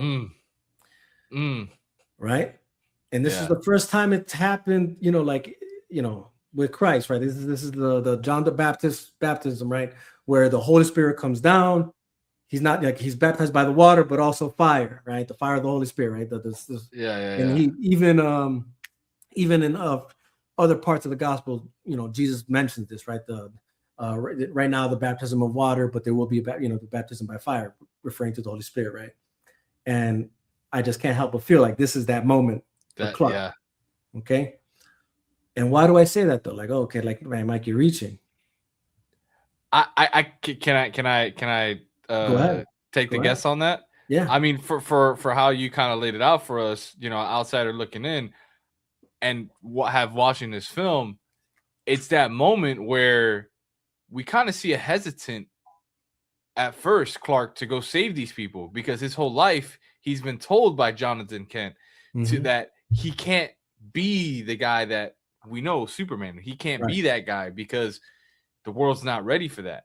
Right. He makes the choice to be that. And this, after he does it, he realizes this is who he is meant to be. This is the birth of his new meaning, his new reason of continuing. And he has to pursue that journey. And I feel like that's that correlation right here. Yeah, no, for sure. And here's the thing, this because it's literally after this moment that you actually see him go on the journey, right? Yeah.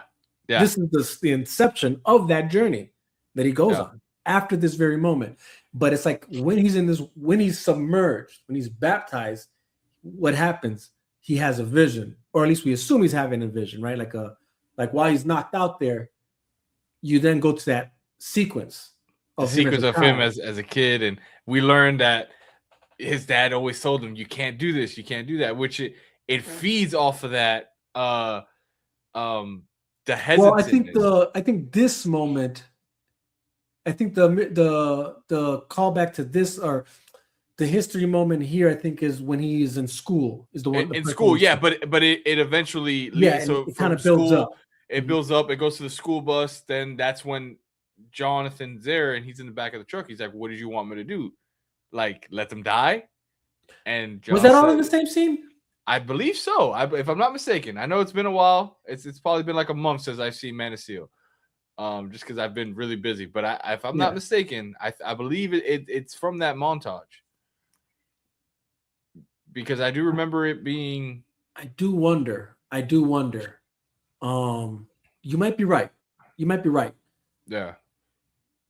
You might be right, but I don't want to get too ahead of ourselves just yet.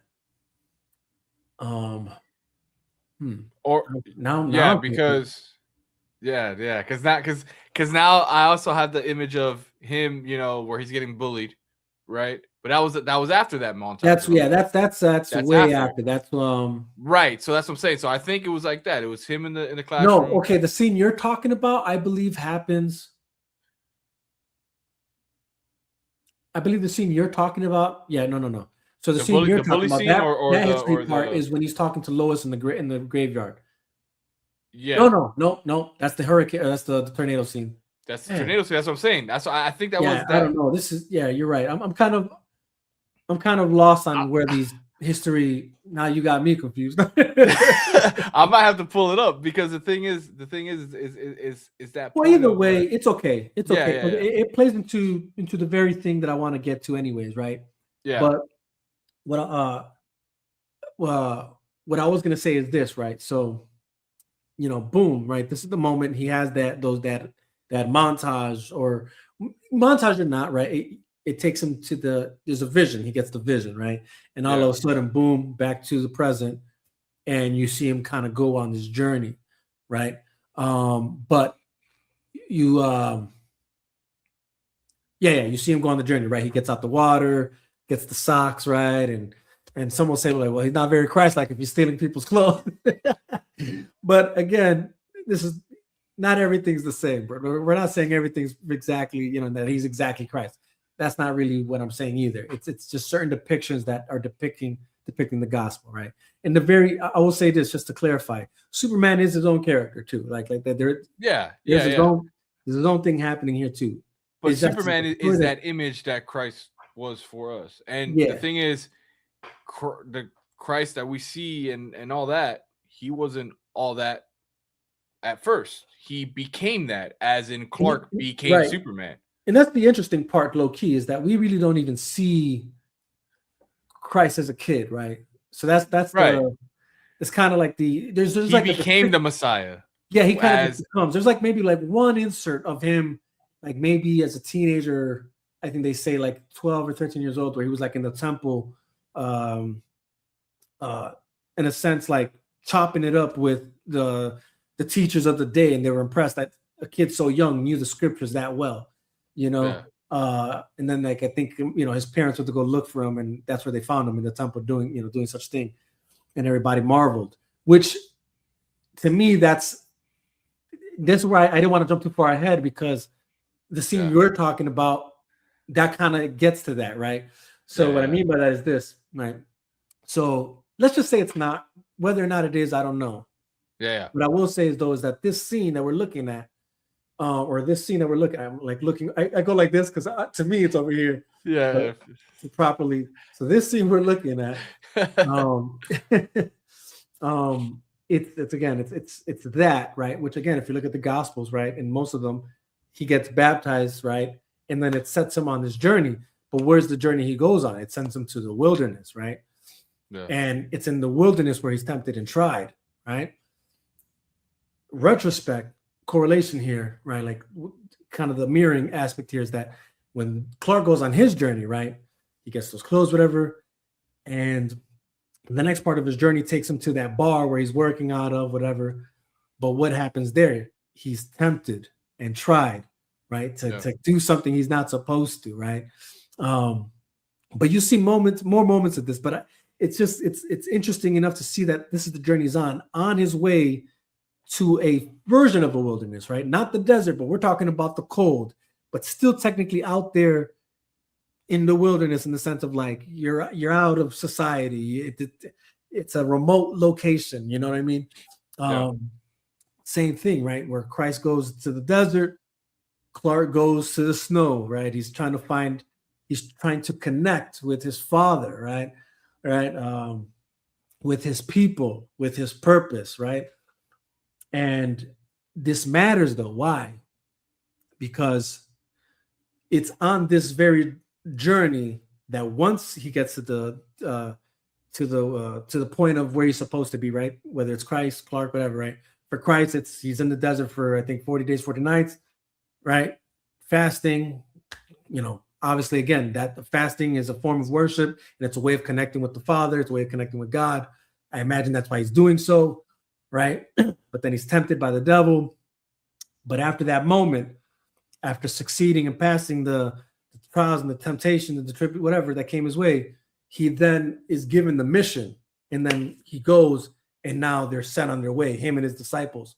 In similar fashion, when Clark goes to the ship, where again it's in the middle of nowhere, his wilderness, so to speak, to connect with his father. When he finally does, Yeah. his father pretty much obviously gives him the history, all that. Boom, he connects with his father, his people, whatever, his purpose, and then now he's given purpose and he's sent on his way, right? Like, He takes first flight. and he takes his first flight. You know what I'm saying? But that's where he becomes who he becomes, right? Because people need to understand, even for Christ, same thing. The every miracle and thing that he does is once he's sent on the mission, right? He first gets baptized, goes into the wilderness, and then boom, on mission. Same thing here. That's when he finally becomes who he becomes. Like mission, ministry, boom, boom, boom. Same thing here. Superman figures out who he is, given purpose, sent on his way, first flight, becoming Superman, right? That's when we first see him in the red and blue, whatever, right? Now I'm trying to think if there's even like, and Carlos, maybe you can help me here. Mm-hmm. When he tells them, "You will give the people of Earth something to strive." That's in that scene too, right? Something to strive towards. They will. Yes, they will run. They will fall. But that's his first flight scene. That's his first flight, right? So I'm on point here, right? Jarrell is narrating, right, pretty much while he's, taking that first flight, right? Yeah. No, he hits the mountains and then he jumps up and right. Then now, the reason I think that's key and why I feel it's worth noting is because even though it's not like verbatim scripture, right? Yeah. It's still reminiscent of certain verses, which again were in my notes. So unfortunately, I can't tell you which exact ones, and it's kind of pissing me off that I can't, because I would have preferred to do so. But essentially, it felt reminiscent of like in the book of John, I believe it's chapter 3. I forgot to share this. Also, let me share this. I thought this is interesting. You might like this one. Where I came across this. Not that it's the exact movie scene, but it's technically from a comic. Yeah. And yeah. But it reminded me of the scriptures like when John, or I think it's in the book of John, when Christ says, in my Father's house there are many mansions. If it weren't so, I wouldn't say, but I go to prepare a place for you, and it felt reminiscent of that. It felt there was like another verse there that says like that we would do the things he does, but even greater things we shall do, right? Yeah. Essentially like joining him in whatever Christ, in the same way Christ is called to do what he's called to do, but he calls us to do the same, but even greater things, right? And we will join him, right? That's what it felt reminiscent of hearing this line. It's like, they will follow you. They will, run. They will fall. Same thing. We follow Christ, but we fall along the way. You know what I mean? But we want to join him, right? We want to join him. We doubt him, and we do this, and yeah. You know what I mean? So it's like, again, it's same concept here. Like Jarrell's telling him the prophecy of exactly how this is going to play out.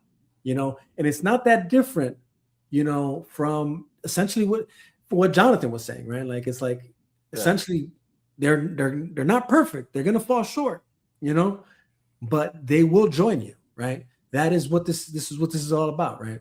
And there's even a further thing that he says.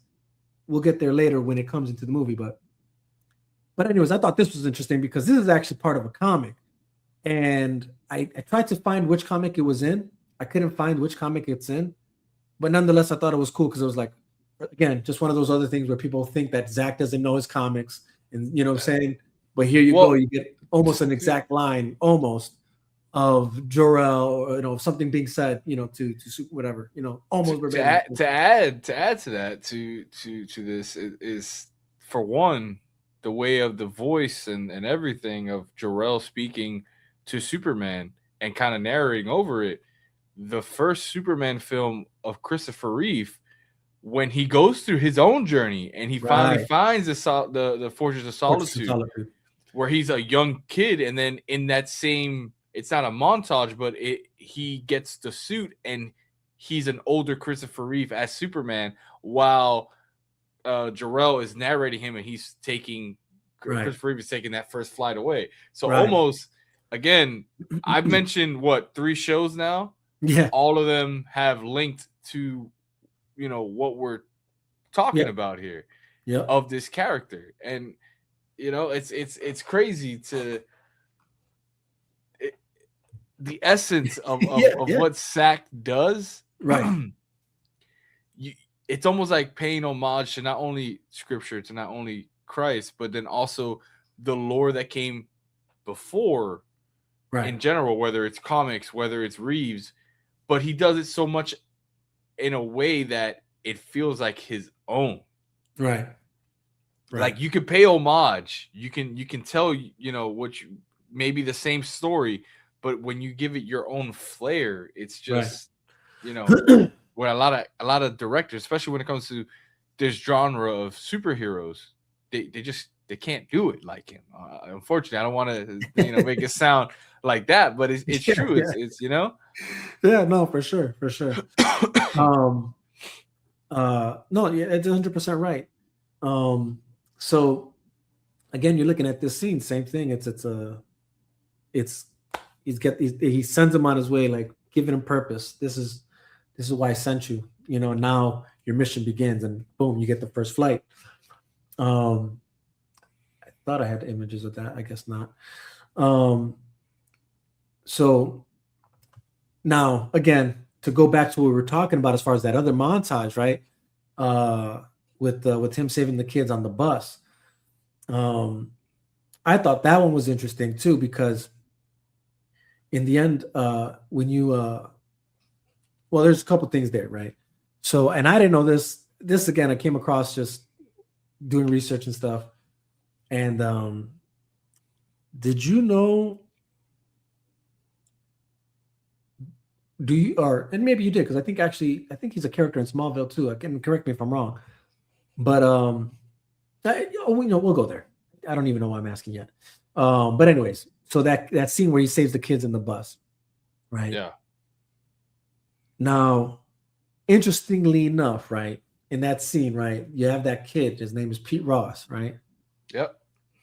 Which, for people who don't know, is actually a prominent figure, technically, throughout Clark's Superman life. lore. Yeah. And so, interestingly enough, what I found intriguing about this, right, is because his name is Pete, right? Another word or another name close to that is Peter. Okay. Yeah. Now, in the scene, right, the kid kind of messes with Clark, right? Like he's definitely not his friend, right? But there's a moment, right, where obviously the bus goes into the I guess the river or something, whatever it is, lake, pond, whatever, I don't know what it was. Yeah. And Clark does what he does, right? He's like, screw it, somebody's got to do something here.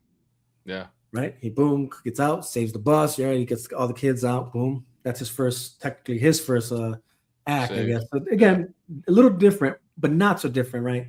Different in timeline as far as chronological story is concerned, but not different in the sense of the way the story was told, right? Yeah. Everything you see Superman do, you know what I'm saying? As far, you know what I'm saying? Like follows a certain moment, right? But again, then he realizes, oh, Pete Ross isn't in this bus. Where's Peter? I have to go save Peter or Pete from drowning, right? Christ saves Peter twice, technically, or no, twice? No, once, technically. there's the two moments with the waves and the storm, but there's the one moment where he tells Peter to walk towards him, right? Peter walks and then he starts drowning, right? And Christ has to save him, right? Mm-hmm. So I thought that, to me, that's what that embodies, right? That's a symbol of that almost. But also when it goes to that sinking aspect, right, with the ship thing, with the fisherman, right? The boat starts to sink, right? But before that moment, like I said, Peter doubted Jesus, right? Like because he didn't know, he couldn't recognize who he was, right? Yeah. And it's after that moment where he's like, you know, he believes who he is and he decides to follow him, right? And essentially, I guess, be a follower, be a friend. In this point of the story, right, he saves Pete Ross, right? Now, you don't know technically that they're friends, but you can assume that, because then there's that other scene when he's being bullied, who's there to pick him up? Yep, Pete. And he clinches the fence and he hands out his hand. Exactly. Now, funny enough to correlate that, because you mentioned Smallville. Mm-hmm. So with Smallville, Pete was actually Clark's best friend, like to start off. And that's how you start off. He's his best friend. And he allows Clark at a certain age feel human. Right. Because until, funny enough, Pete is the first one on the show to find out about his powers. Right. He finds out who Superboy is.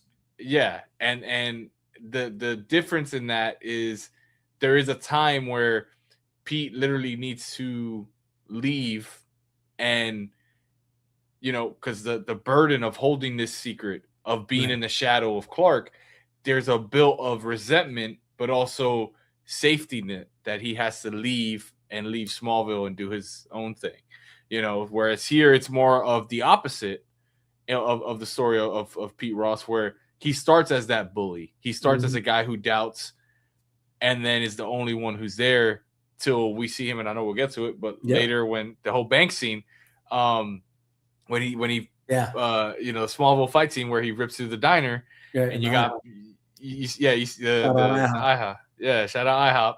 You see Pete there, like, that's him. Right. Holy crap. Right. You know? Yeah. No, exactly. So I thought that was a cool correlation. But now, following that, right, then you get to the scene where it's, you know, his parents talking, you know, Pete Ross's parents talking with Jonathan and Martha Kent. Yeah. And this now takes me back to that temple sequence, right? Like when Christ, as a teenager, is in the temple and people are in awe of how he's speaking, you know? And they're like, isn't that, you know, Joseph and Mary's son, whatever? And they're kind of already like, yo, there's something special about this kid. In that scene, what, you know, they think there's something special with Clark. Yeah. And they believe it's he's heaven sent. They're on the cusp of the very thing he is, you know what I'm saying? This is but there's like a certain, I forget the word they use. This is oh my gosh, I can't believe that's eluding my mind. I think I know what you're trying to say. It's almost like I mean, in layman's terms, it's almost like a glimpse to the future of the coming of oh my gosh, I can't believe I can't remember the name or the word. There's a word they use, and it's a word not used in like theological. It's a theological word for sure. This is, oh man, it's like, I feel like it's something with an R. It's essentially like God ordained. You know what I'm saying? This is God ordained. You know, something like that. You know, oh my gosh, it's kind of, I really hate that I can't remember what they say. Anyways, but again, to me, it's depicting of that, right? Like at an early age, Jesus was catching eyes. Yeah. Same thing here at an early age, Clark is catching eyes, right? Of what's to come, you know. Now let's fast forward a bit, right? And you know, you get to, I guess we can answer Pinzone's question here. Who is Lois?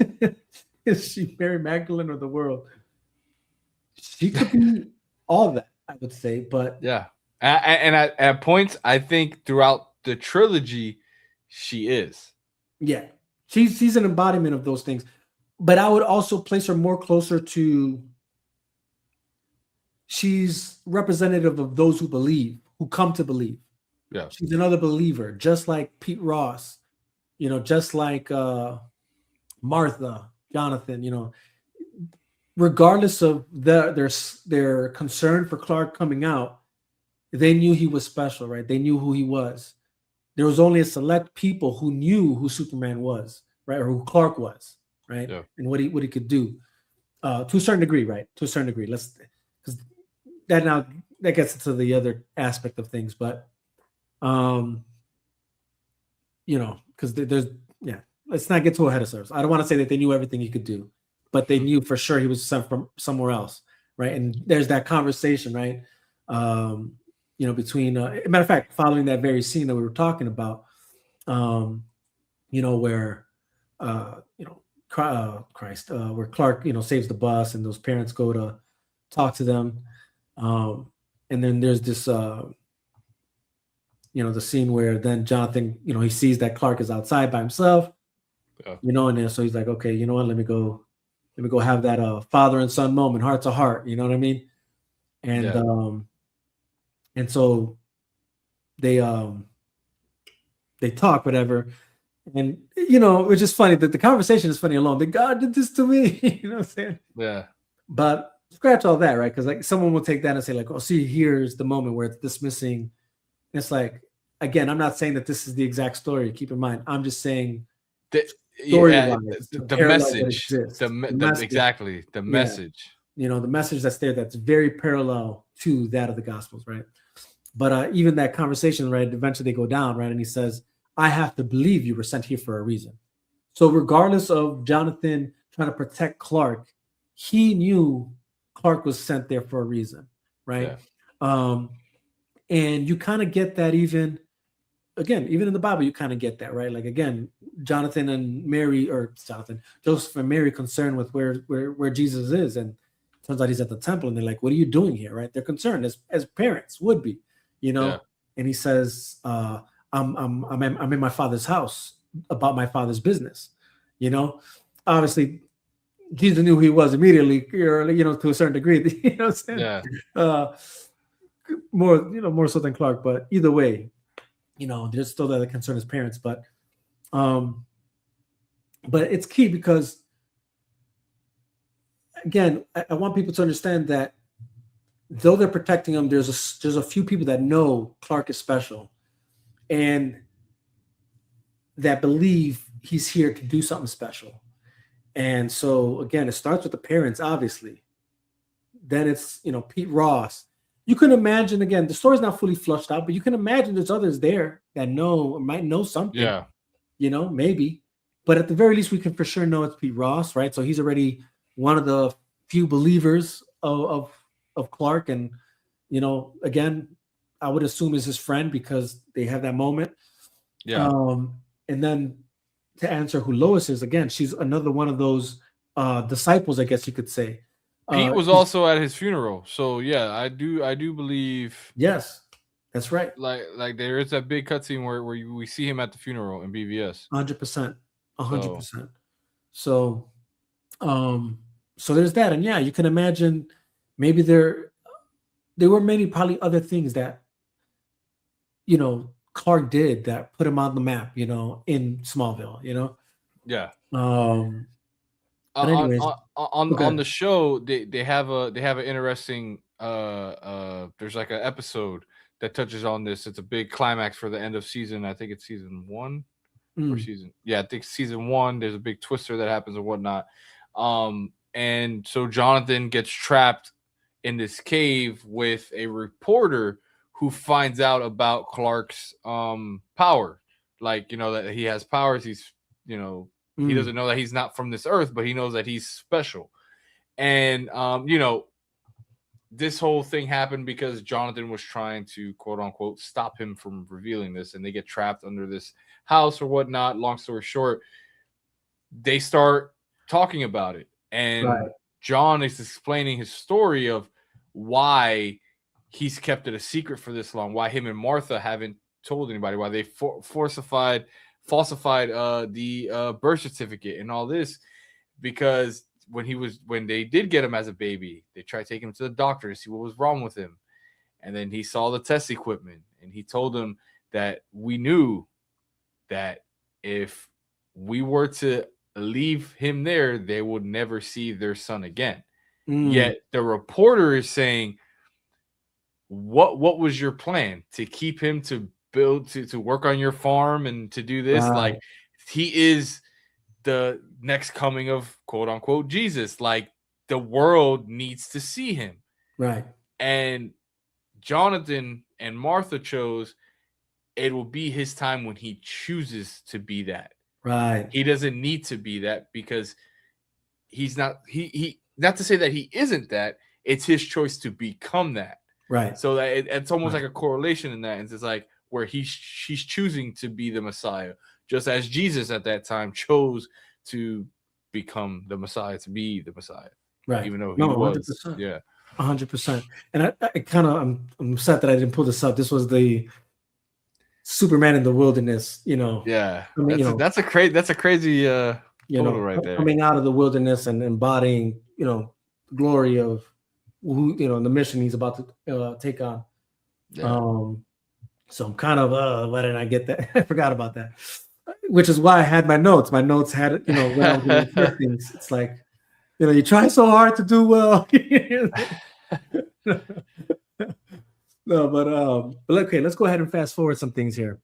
But yeah, I think Lois Lane is she represents those who come to believe, whether it's the disciples, something like a Mary Magdalene, right? Mary Magdalene comes to believe, all those people. She's embodiment of all those people. You know what I'm saying? That at some point where she could be Zacharias, those that were just curious, like, who is this guy? You know what I'm saying? Yeah. Who sees him do something and they're, you know what I'm saying? Like, very much can be any of those, you know what I'm saying? People who's like wonder, like, who is Jesus, right? Like, and then they finally see what he can do. They hear him speak, and then they know he is who he says he is, right? And they're convicted because they know, that he is the Messiah, whatever. I believe that's what she represents in this film. She obviously sees him perform a work. She's now more curious about him. She keeps like, I gotta find who this guy is, and so you see that even in the Bible, right? People were thirsty to follow where Christ was going, right? It says that multitudes would, when they would find out where he was, they would gather, saying to where he was at, and whenever he would leave, they would try and find out where was he going, because they wanted to either one, be in the presence of who they believed he was. Two, is this really him? Yeah, because there are those moments. And again, this film kind of touches on that a little bit. Yeah. But it's deeper in BVS, the whole conversation of who is this man, right? But we're not there yet. So, but I believe that's what she represents, because then eventually she comes to that graveyard scene, right? And you get that sequence, right? But and then at that moment, she now knows who Clark is, and she believes in him, and she's willing to keep his identity a secret, right? Keep in mind, there are many moments where Christ performs a miracle, and he says, "Let no one know who did this," right? And or even throughout the Gospels, there's many moments where it says it was intentionally hidden or not revealed to people who he was, so that the word can fulfill itself, right? Yeah. So there are certain people that just couldn't come to see who and accept who Christ was, right? So in a sense, that's that, and you see that throughout the film, right? From again, Lois, she becomes one that believes, but you still have the government, right? That moment where they're questioning him, where or he's even, like, I was born in Kansas, or whatever. Woodburn, Phrasing, the Woodburn conference, or not Woodburn. Oh my gosh, the general? No. Lois's boss. Perry. You're saying Perry White. Conversation they have, right? He's kind of like, yo, this is crazy. Like, no one's gonna believe this. Again, it's same narratives, right? Like, then eventually he's like, I believe you saw something, but whatever. So I do have a question on that. Right? And I've never really asked anybody this question. Do you believe Perry knew who Clark was? That's a good question. Because, like, I feel like with what happens in Man of Steel, and then they go to BVS, and in BVS, it almost like he does it. but it feels like towards the end of Man of Steel, he kind of does because of everything that happened. And then all of a sudden, he gets that job. He gets a job at a Daily Planet, and then it's like business as usual. Yeah, You no, know? I see. That's the thing. I think because of Man of Steel, I'm not so sure you know what? No, I can answer that. I don't think he does. I don't think he does. You think too much was going on in the world, and it was Yeah, just too hard to. Too much was going on. Yeah. Superman is the story, not Clark. You know what I mean? Right. And then, you know, even in the papers, same thing. No, but don't get me wrong. Maybe there is a room for that, you know, for that idea. But I can't say that it's evidently shown. Evidently, it shows more that he doesn't know. Yeah. You can play around with the idea that that's him faking the funk for the sake of Superman and Clark being able to keep his identity a secret. But that's a stretch. That's, unless Zack Snyder says something like that. The only reason, well, then again, yeah, you kind of did say it because it's more of the Superman thing. Because in BVS, and I know we're not on BVS yet, which we may have to table that to another episode for me. Yeah. Because I would love to continue this conversation. I it's like almost seeing this movie and it throughout new eyes. So this is awesome. And I would love to do that with BVS. But I say all that to say is that in BVS, when they start, quote unquote, turning on Superman, right, and everyone starts questioning Superman, right, that same crew from Man of Steel, they all look at each other mm-hmm. and are like if knowing who he really is and knowing that he can never do the things that these people are saying. So it's like, that's why I always question, like, does he know? Does he not know? And I kind of like that we don't know that. And it kind of gives us something to think about in the movie. It adds more, you know. Well, like you said, that's we can leave that for the BVS part of the discussion, and we can have that discussion. Because there is an interesting factor to that too. But yeah, that's like another. Yeah. You know what I mean? But just to kind of finish this Man of Steel part of the gospel, I guess you could say. But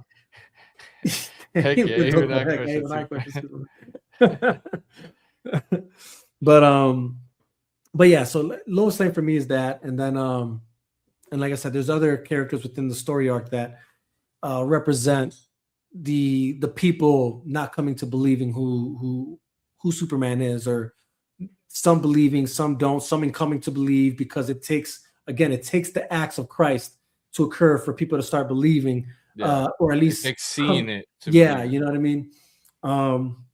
So there's that. Now back to the no, I'm jumping ahead of myself. Hold on.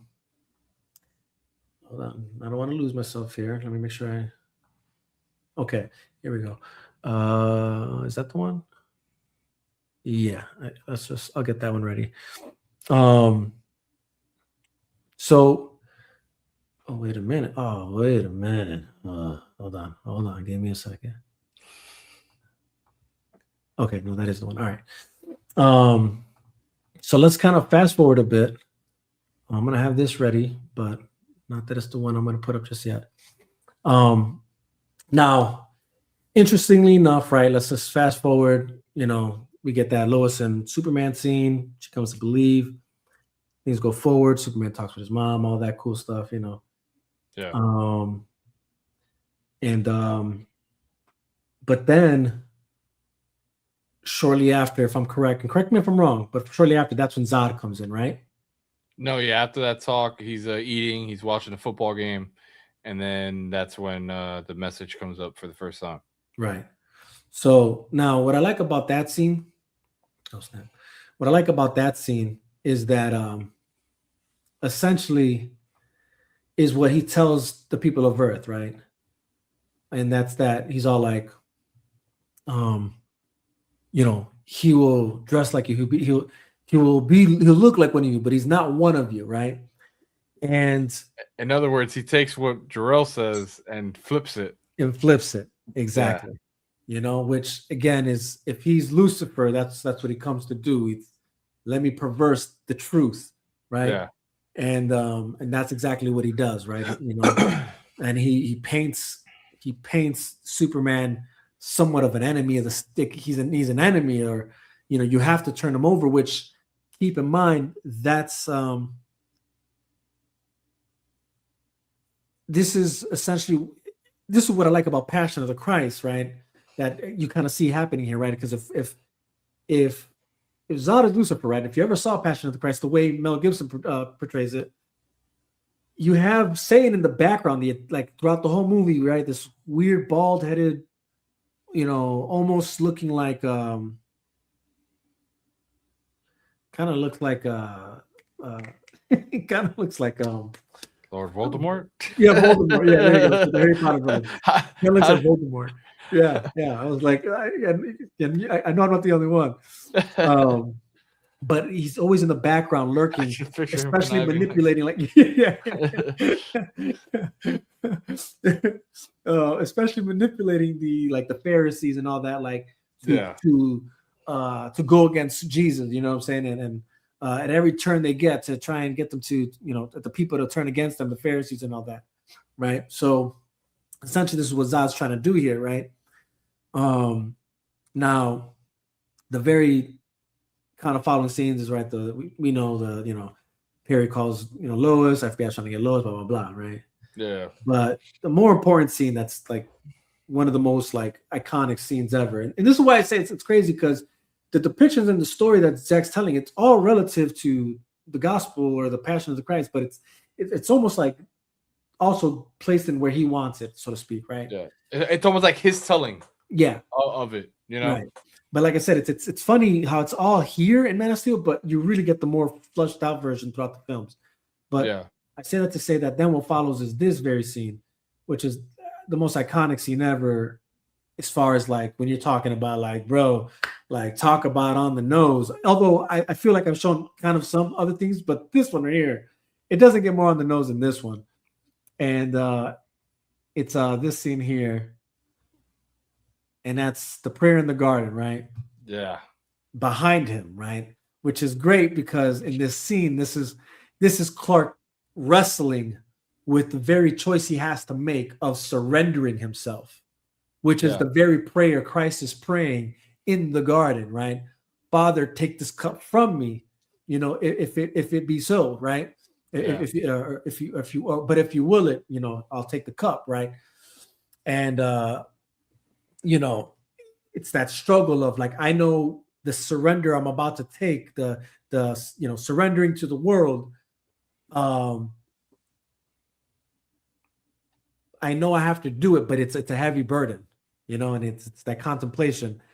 Same thing here. And it's a different burden because obviously Clark's is more from this place of like, can I trust?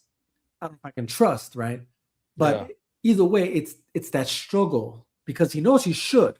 Inherently inside, he wants to save humanity, right?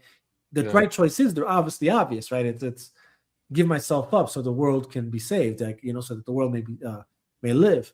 That's a no-brainer for him, but he's still contemplating with it because it also comes with a heavy burden. One, I don't trust Zod. Two, I'm not so sure I can trust mankind either. There's a heavy burden there. So this scene right here,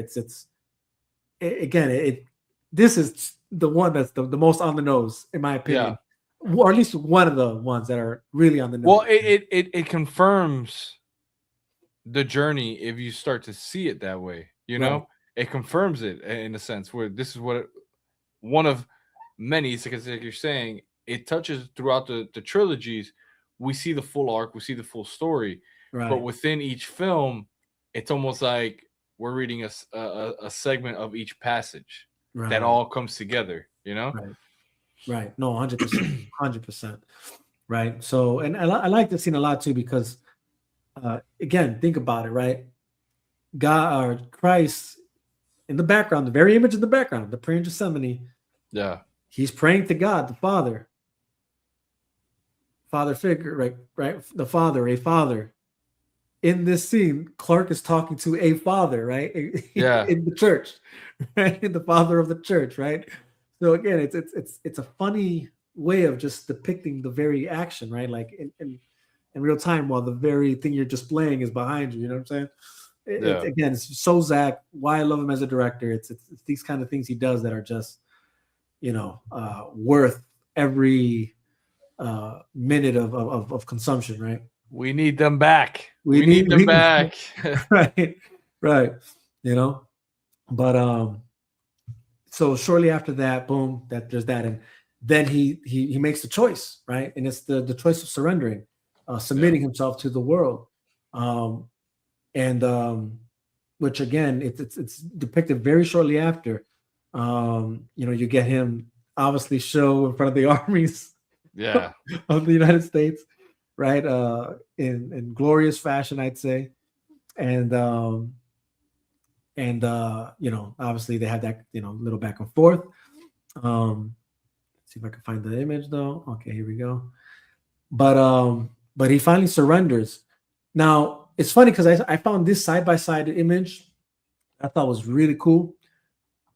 But again, like I said, keep in mind that for some reason the story's flushed out here in Man of Steel, but it's flushed out even more throughout the trilogy.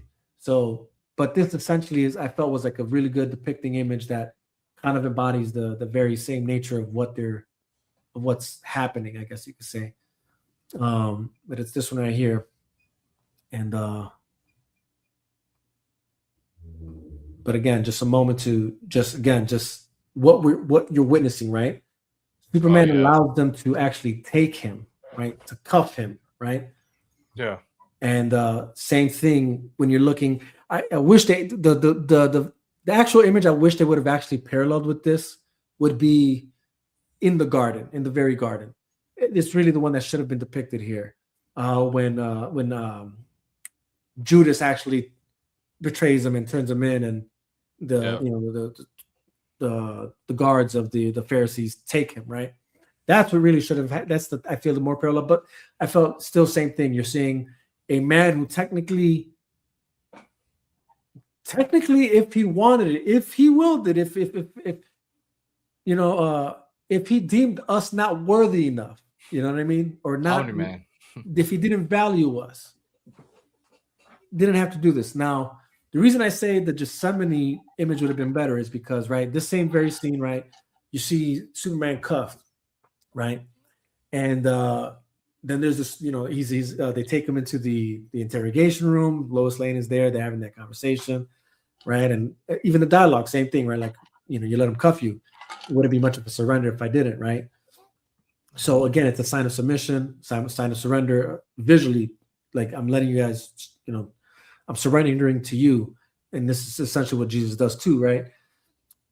I felt what's crazy though too, and this is why I thought it would have been better the other way around, is because in that same sequence, right, when they, when Dr. Emil, whatever, says, "Excuse me," right, and okay, boom, and they start talking. Or no, he's about to say who he is, right? And then he says, and he finishes the name for him, right? And then he says, "I can see this," and he starts showing his power. He starts, saying, like, I'm surrendering to you, but I'm about to show you, you guys really don't control me, right? Right? And he's like, "I see your tag, I see that the breath mint stuff, whatever he has, like the alpha roll or whatever, and I also see the guards, whatever, blah blah," right? So he says that, right? He shows that. And then the real moment is when he just easily gets up, uncuffed. He's like, "Let's put all the cards on the table. Put all the cards on the table. You don't control me, whatever, blah, blah," right?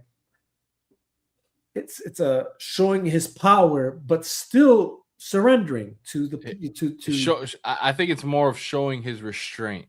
His restraint, exactly right. Yeah. Exactly right. For the overall cause of what needs to happen, right? Yeah. And then, so in the similar fashion, the prayer of Gethsemane, when they go to get Jesus, and they have to confirm who he is, right? And they ask him who he is, and he says, "I am," right? Now, if I'm correct, I think in the Hebrew version or the Greek Latin version, I think he says Yahweh, right? Mm-hmm.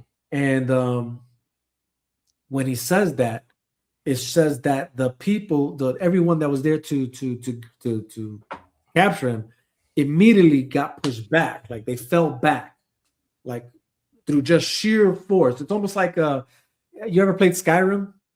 Yes. So you know when you use the word, the thumb, the word, the Yeah. power of the word, and then there's that one that flies people back. Yeah. That's essentially what happened. You know, I know that way too well. yeah. I still have nightmares. Yeah. And I think even it's displayed in Passion of the Christ, the Mel Gibson movie. You know, so that's why I think that's a better image to display there, because that's essentially what's happening. It's a moment of surrender, but a moment of like, I am who I am. Like technically, if I wanted it, you wouldn't get me, but I'm allowing you to get me. That is a famous line that we hear later down the line. Exactly. If you wanted it, yeah, exactly. Right. So boom. Okay, cool. Fast forward. Right. He's finally on the ship with Zod, whatever. And he's trying to adjust to the atmospherics, boom, but he gets sick, boom, then he gets into that vision, right? Now this vision I feel is more representative of the moment of Satan tempting Jesus, right? Because in that moment, right, he's obviously, he's trying to give Clark, or Kal-El, Superman, his version of the story, right, of what happened on Krypton, right, and then essentially what happened and how he got to him, right. But the interesting part about that is I think this is the one, is that it's a twisted version, right, of again, back to the truth. If Zod is Lucifer, he's twisting the truth, right? So he tells his version of it, right? He was fighting for Krypton. He was, trying to do what was right for Krypton, right? And obviously BSing the whole time, But oh wait, I lost the image. Here it is. Oh, here we go. Boom. Okay. And but it's what follows also that I guess it to me is more reminiscent of that moment when he tries to tempt Christ, right? And that's that he tells him that if he kneels before him, if Jesus kneels before him, the kingdoms of the earth will be his, right? And in similar fashion, Zod says, "Join me, and we'll rule Earth together." You know what I'm saying? We could rule together. We could do this together. We can rule Earth, whatever. Only problem is again, Zod's version of ruling Earth is the death of Earth, right? Essentially, So obviously Superman says, "I can't take a part of that," which again is the truth, even with Satan's temptation towards Christ, right? Like Satan's depiction of him ruling Earth or thinking he rules Earth, right, is a Earth where he lies, he cheats, he steals, and he takes from us, right? And it's death, it's murder, it's all that, right? So it's everything opposite of what should be. So that's his kingdom that he's offering Christ, technically, right? And similar fashion, the kingdom or the rulership, what he's trying to tempt Clark with is not it. It's opposite of what Jor-El wants him to do, right? Yeah. And you get this sequence that I thought was actually it's really deep, and it kind of sucks because but I'm gonna bring it because I thought this was cool. And but it's it's like, well, if you well, then what can you be a part of sequence, right? And he starts sinking, right, in the skull of the lake of skulls, right? The skulls. But I thought this was an interesting image, right? Because now this is why I say again, it's like the things that were in this movie, like again, they do show everything essentially in the gospel, but it's almost like a precursor to what comes, right? And what I thought was interesting about this is that obviously, yes, the bones, right, are what do they represent? in that scene. They represent us, humanity, dead. Yeah. It's going to be Krypton is going to be built or the kingdom that Zod wants to establish is. So that's a question I have for you. Mhm. Do you believe that this image of him? Because I always wondered why was he always look in the BVS photo? Why does he look so like distraught in this photo? Obviously, there is other stuff going on, but do you think in that moment he's thinking of this moment with Zod? Oh yeah, What's going no, on? I think there is a part of him that remembers that again, and everybody, not everybody, but a lot of people have skull faces, Yeah. right? So symbolically, it's interesting because the in scripture, right, the death and sacrifice of life or of Christ is what gives us life. Prior to that, we were dead already, right? Because the wages of sin is death, right? So symbolically, interestingly enough, the kingdom Zod wants to establish is us dead, right? Yeah. Right. And then now in the scene in BVS, they're celebrating the Day of the Dead, but there are people, right? There are people that are, in a sense, celebrating death. Symbolically, we are dead, right? Like we are living in a world that's already judged and condemned, right? Hence Yeah. why Christ had to come to save us from that condemnation, right? Superman that's the symbol there is he knows. I think he knows. I think yes. I think there's a vision of like he remembers that vision, and keep in mind, like you said, what is he going through, right? Uh, the battle that's happening in that movie, the very struggle of like people, not everyone accepting him for who he is, like that they're believing that he's here to do good, Yeah. questioning his very existence, his very motives, essentially where his heart lies, is essentially what they're asking, and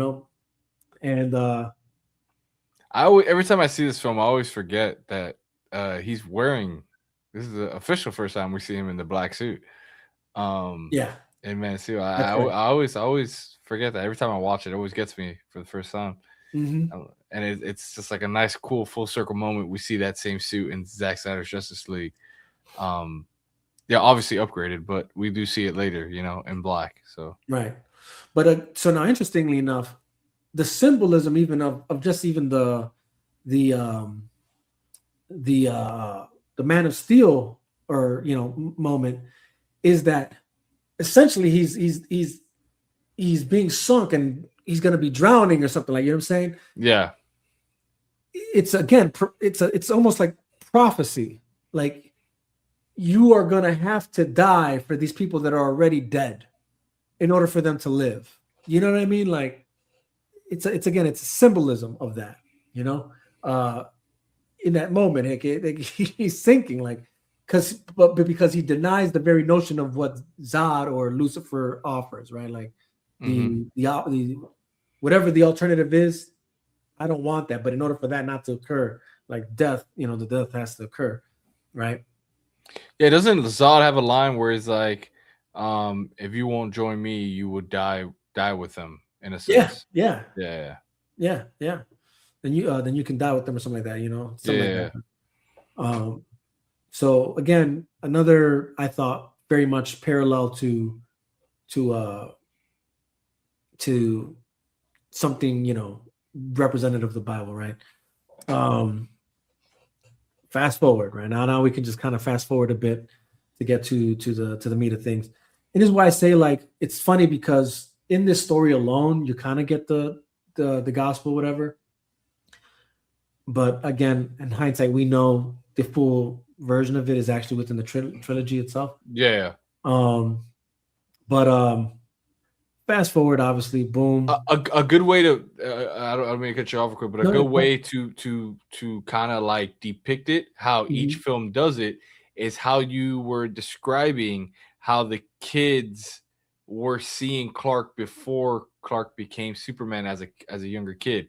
Right. How Zach portrayed each film is almost like we're seeing the glimpse of the overall story, like the overall, but it's still, we have the Messiah there, Right. No, you're right. You're right about that.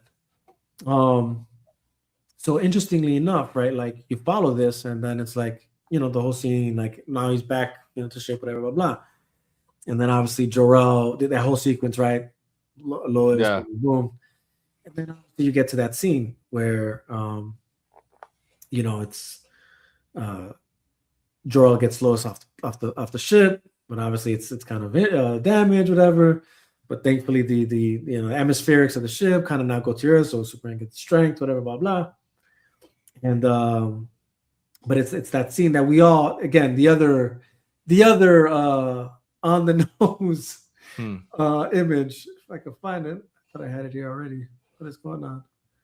Hold on, my bad. The other one that's on the nose, if I can find it. Oh, wait a minute. Did I not find it? Oh, no, here we go. Oops. And it's obviously this scene right here, which, there's just no denying it. Boom. Okay. And you get to this scene here. Boom, boom, boom. Shit. Right? So the infamous cruciform of Superman coming out the ship, right? But it's also that very conversation, right? You can save Raquel. You can save all of them, right? And then how can you save them, right? Give your, what I'm saying? Like it's the very notion, what I'm saying? Like again, he's symbolizing you need to sacrifice yourself, which that's what leads it to BVS. 100%. So again, not a coincidence that Zach is choosing this image to be the very thing that follows. You can save all of them, and it's the image of the crucifixion. You know what I mean? Yeah. And again, who is Superman embodying or representing this whole entire film, and not even just film? Again, throughout all of his comics and his existence. Yeah. So you get that moment, and then following that, boom, he goes down. He saves Lois. Right, starts kicking ass, right? Taking names, kicking ass, and then we start to see the belief of the Superman. Yes, right. That's right, because he comes down. A good way to portray that would be when Jesus, when he resurrects, pretty much, and I know that's later. But right. there's different versions of that, that beliefs, where they see him come to life and they're like, oh my God, it's happening, and this is where it's at here in Smallville, who's saving the day, and they're like, oh my God, he's the guy, when they first see him floating even there. In that moment though, right, to the soldiers, he was still the enemy. Yeah. You know what I mean? To the soldiers, he was still the enemy. And until he did, and again, so keep this in mind. This is what's kind of cool about this is, even throughout, again, Jesus' miracles and stuff, you would have, keep in mind, he's a Jew, he's Jewish, he's part of the Jewish, people, whatever, or Israel for that matter, at the time that was occupied by Rome. So Rome is the enemy technically, to the people, right? And that's the thing. People expected him to come in the second form, essentially, right? Like he's going to come, he's going to be king, he's going to free us from the oppression of Rome, blah, blah, blah, all that. So Rome was the enemy. But even throughout his existence, in his time of his ministry, you had Roman centurions that heard about what he was doing and went to him to perform miracles, because so-and-so, a servant of them, whatever, and miracle performed, and all of a sudden the enemy became a servant of God, you know what I mean, or a believer of Christ. So, in the same way, like not that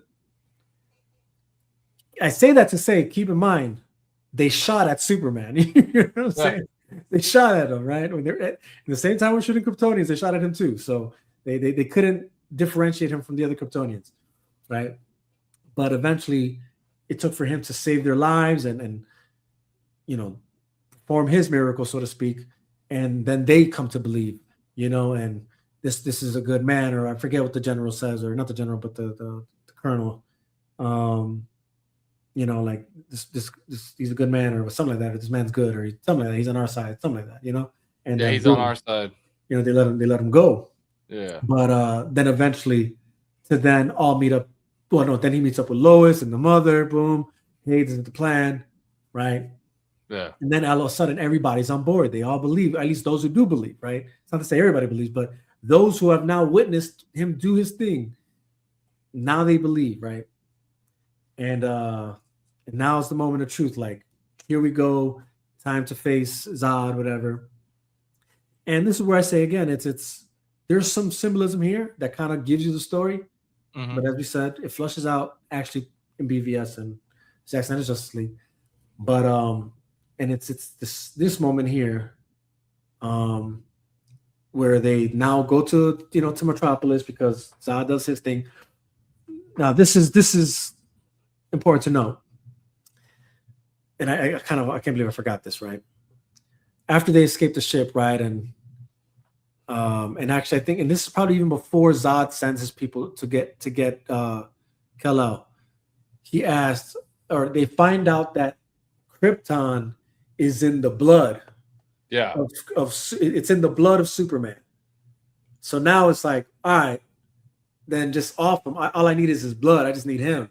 You know what I'm saying? I need, you know what I'm saying? So now the mission of Zod is to kill Superman, right? Yeah. Like, in order for him to get the codex, right? The people, the DNA of all his people, right? It's essentially in his DNA, it's in his blood, right? That's all he wanted now, right? And then he's like, does he need to be dead, right? So now he's after to kill Superman, right? And again, Superman puts himself in the position to put himself before everybody to essentially be that sacrifice. Now, this is why I say it's kind of crazy because you technically don't see Superman die, but there's a moment that kind of shows the depiction of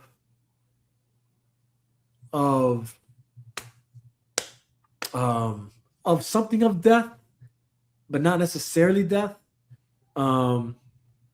But I guess you could say, but it's that moment where he's facing the world engine, right? The world engine on his side, right? Like the gravitational and the tentacles, they're tendrils that I'm almost convinced is a precursor to Zack Snyder's idea for a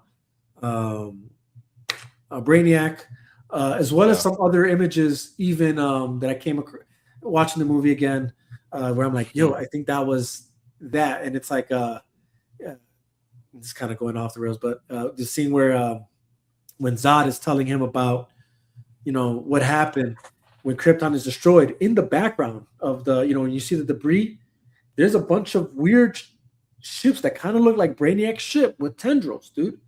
I would have to go check that out. So just saying, anybody who's interested. But anyways, that so that sequence in a lot of depictions, Zod was the one who created Brainiac. That's right. So that would make a lot of sense. Yeah, exactly.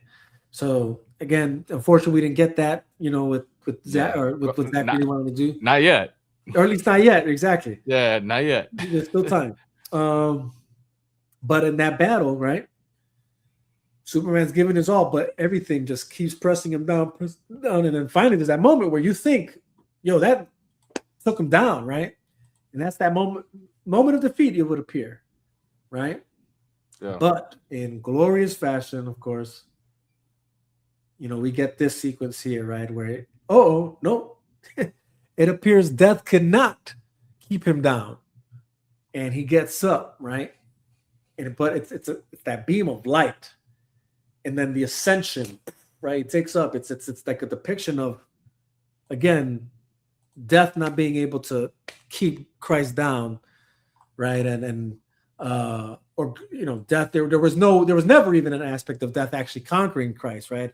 Essentially, but it's like in that moment, it's like you thought Clark was defeated, but nope, like, this is it. But he was willing to make that sacrifice, right? And even to the point, even if you think about it, like rams himself through that world engine, and you would think, man, maybe he's dead now. But he's not dead, But it's that sequence, this beam of light coming down, and he's there, and then it's the ascension, right? It's like the ascension of Christ, right after. And again, it's a small portrayal, not the actual one that fully encompasses the story. But again, it was just interesting to see how Man of Steel in itself kind of does embody this. Yeah. Without, I guess maybe again not knowing if they were going to do BVS or not, or if there was going to be a part 2. And so I think that was always in the cards. Just overall, just because of, I mean, when you see the satellite, the Wayne Tech satellite, you see, for sure, LexCorp, the truck, and I'm sure he went in with a plan for. No.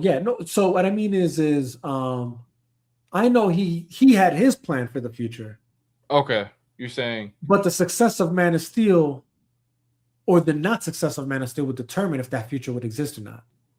Right, is what I'm thinking. Right, and because I think he knows that, I think he found a way to tell the story in one movie, even though he's not really telling the full story. You get what I'm saying? Like, make every other movie that comes after an add-on, than just leaving it as a cliffhanger, if that makes sense. Yeah, well, so what I mean is like I said, you get birth, a depiction of, and then everything from the journey that Christ goes on, to a depiction of what could be death, but then ascending, which is in one film, right? That's what I'm trying to get at. And all after the choice of surrendering himself to the idea of giving himself, right? Is all in this film, is what I'm trying to say. Like, in this one film, if we've never gotten BVS, if we never got Zack Snyder's Justice League, you technically do get the full gospel message and symbolisms of it in ways in this one movie, is what I'm trying to get at, is what I'm saying. Right. Without actually getting the actual version that we then get in hindsight. Again, like I said, if Man of Steel was the only movie to exist, you still get it, is what I'm saying. Even though you do get a more flushed out version of the actual story, right? Hence why I just said Man of Steel birth, because in my opinion, since we do have all three, Zach knew what he was doing, and not that he's necessarily intended there to be a trilogy that was birth, death, and resurrection, because essentially he still wanted to do a sequel, right? So it was going to be the birth of, we get the birth of Clark in Man of Steel. We get somewhere in the middle his fight with Brainiac, right? That's essentially what he really wanted to do. And then the third act, or the third installment of what he really wanted to make the trilogy of Superman, to then bring in the League and all that. But the death would then be there. You know what I mean? Yeah. So the death was supposed to be the end of the trilogy for Superman. And then here comes the Justice League, where then you get the resurrection. Like, that's how it was intended to be initially in his plan, right? Yeah. But either way, that's just like a side note.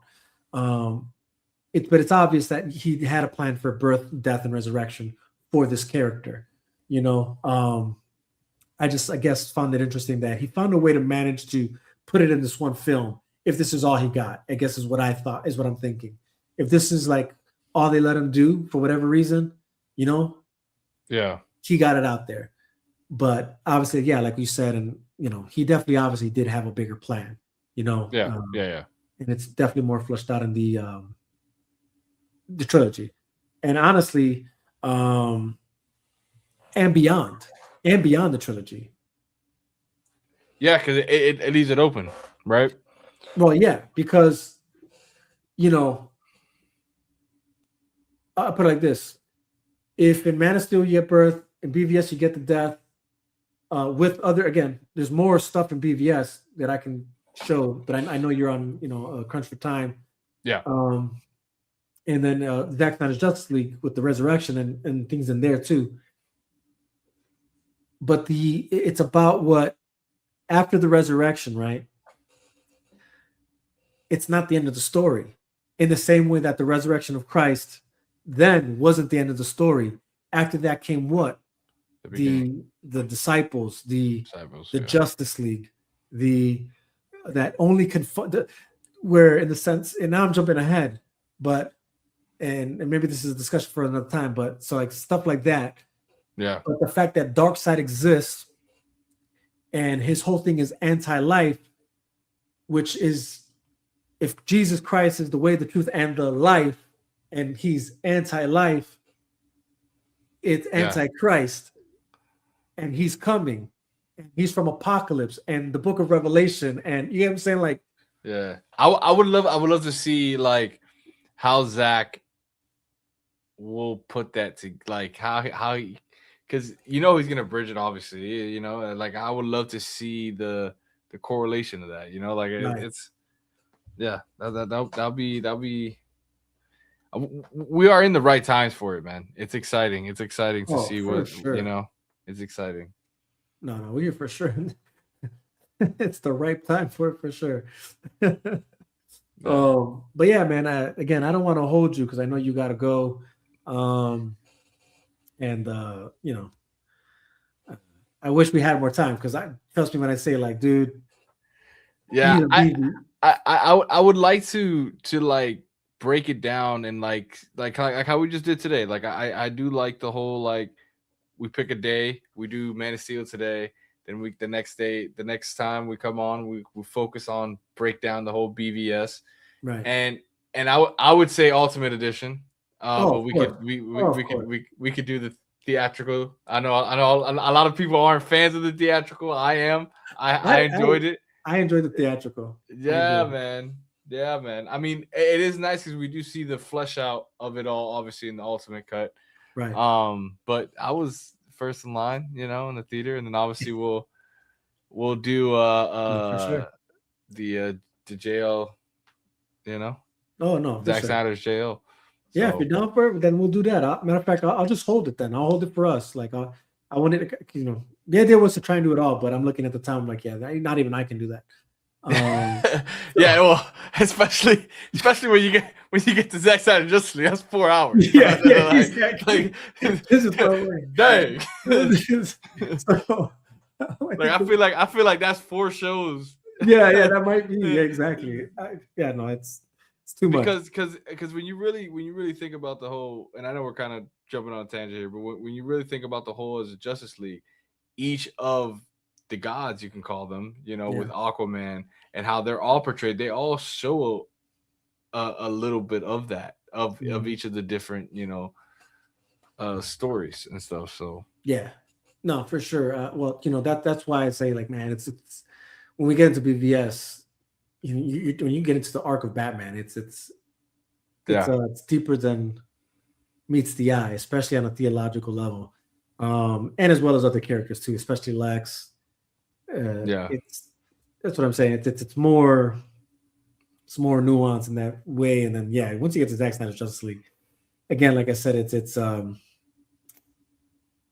like it in the sense that and I guess just so people can understand what I mean by that, and maybe be expecting what do you mean? What can you expect? Like what to expect? Because maybe BVS is kind of on the nose too, right? There's the theology of the theodicy aspect of that story is kind of evident, right? The conversation between God versus man. If God is all good, he cannot be all powerful, whatever. Essentially, the question of, like, if God is really all good, why is evil in the world? You know what I'm saying? It's, same thing that they're doing here with Clark, like, he's so good, but yet, these people died, or, like, how does he get to choose who lives, who dies, right? Like, it's heavy in this moment. So that's the thing, but it's there's a lot more things to it.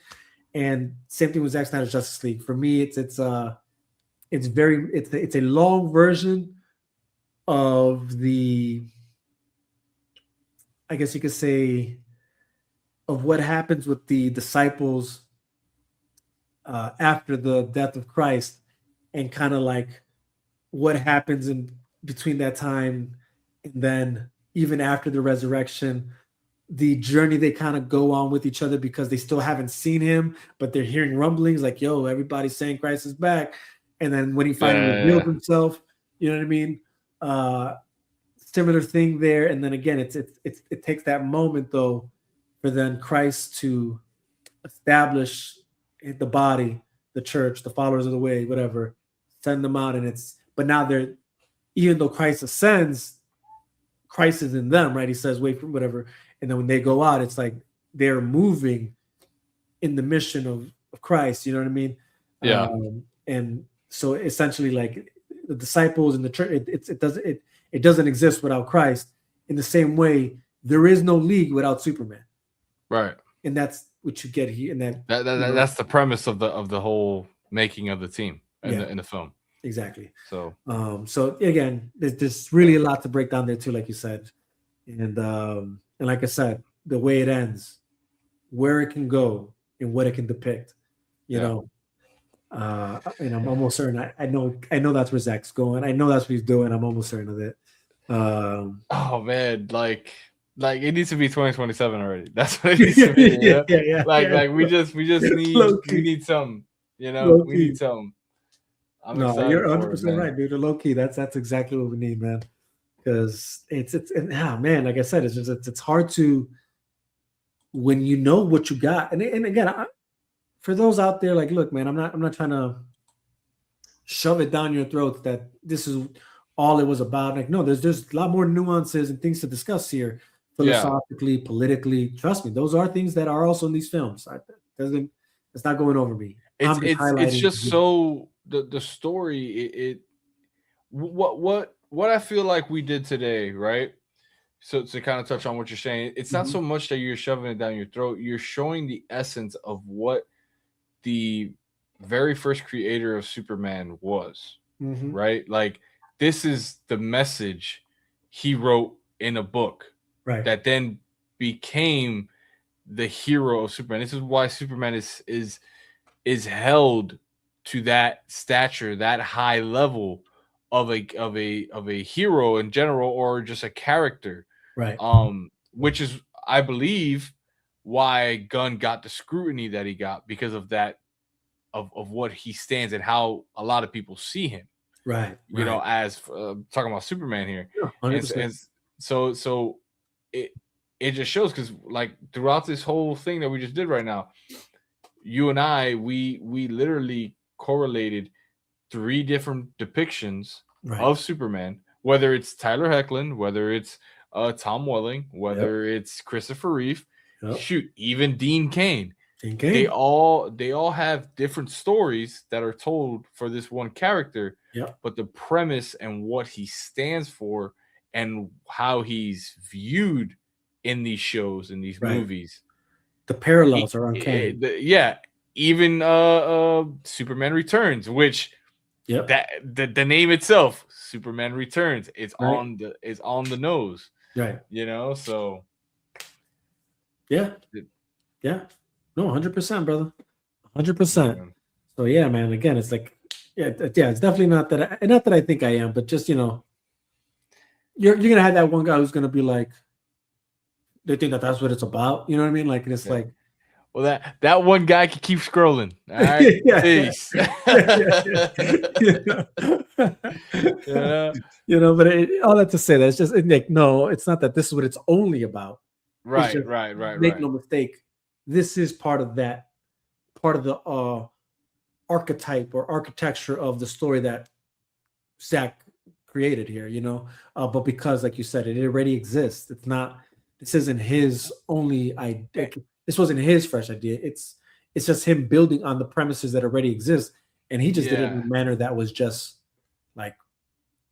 more, you know, like just a little more in depth, more detailed, you know.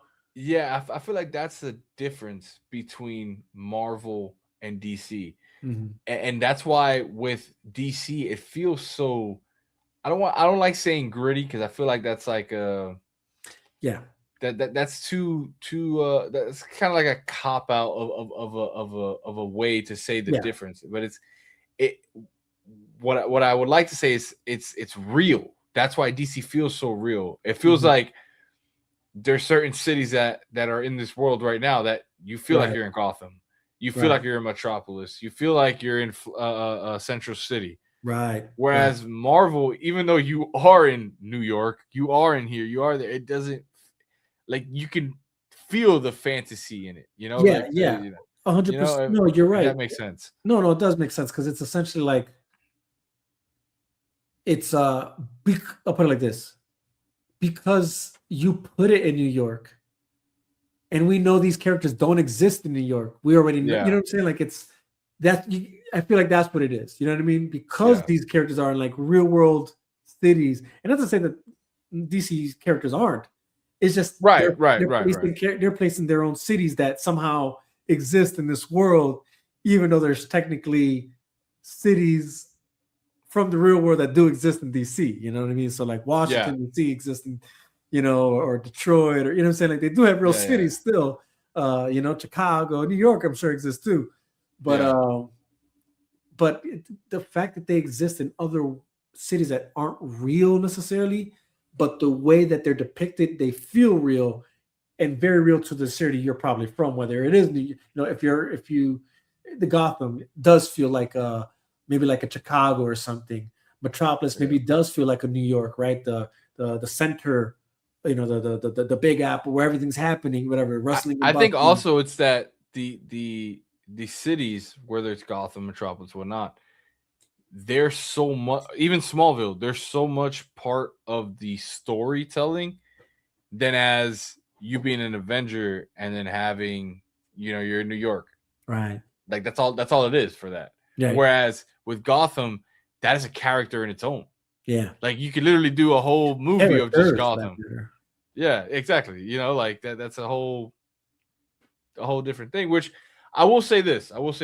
And because I know it kind of seems like now we're bashing on Marvel. No. And how they're doing Daredevil now, with Hell's Kitchen and the ground level of it, is why we're starting to see a lot of us DC fans gravitate towards that because they're taking that approach now, which Yeah. is, it's nice to see that. 100%. So, No, you're in the money with that. I mean, well, first off, I'll say this: I was a fan of Daredevil when Netflix was doing it because of right, that right, reason. right, right. So not to make it seem like they're like Disney's doing something new. It's new for them, Right. but they essentially got lucky enough that Marvel did great with this character, that he was so beloved, that we wanted him back. For anybody who really was a fan of that Daredevil, Does that and even sound Punisher for that familiar? matter. Does that sound familiar? Yeah. That sounds very familiar. So, we really wanted him and they got him back. And it took a while to get him back, but they got him back. They got him back. They got him back. They got him back.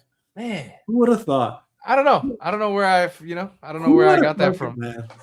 Who would have thunk it? Who would have Man. thought we would be here right now? Full circle. It's really a full circle moment.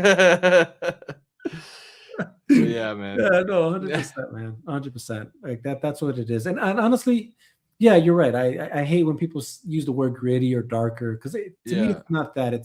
It's more real or more mature or more tangible. I wouldn't even say that. I think it's like how I was saying. The city is the cities and the aroma, the feel. It's not that it's gritty. It's that it's more alive. Yeah, it's a character almost sometimes. Yeah, in these stories. Like the city of Gotham is a character within itself. As well as the city of Metropolis. The cities are very much alive, and that's why I say they're tangible. That's why I use the word tangible. Like it almost feels like you can believe it, you can touch it, you can feel it, you can sense it. You know what I mean?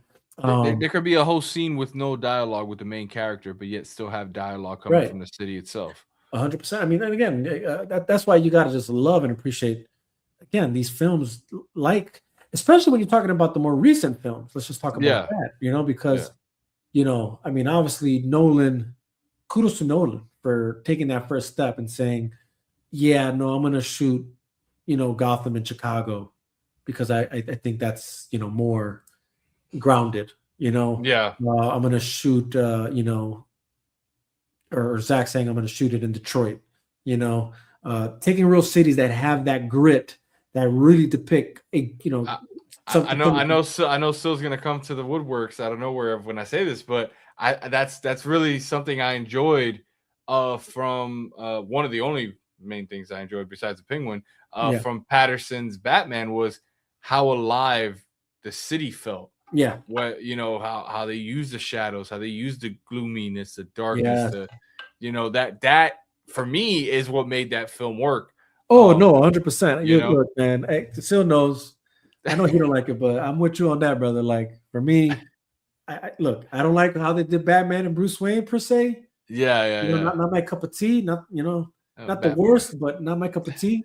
But everything else, like I'm like, yo, that was great. Like but especially the city, Gotham. It felt like the color, the everything. I agree with you on that, man. And even and it translated well, even in Penguin. So and that's the thing. That's the thing with DC. They just get that right, and then I think this just the storytelling also is it's just a bit on another level, man.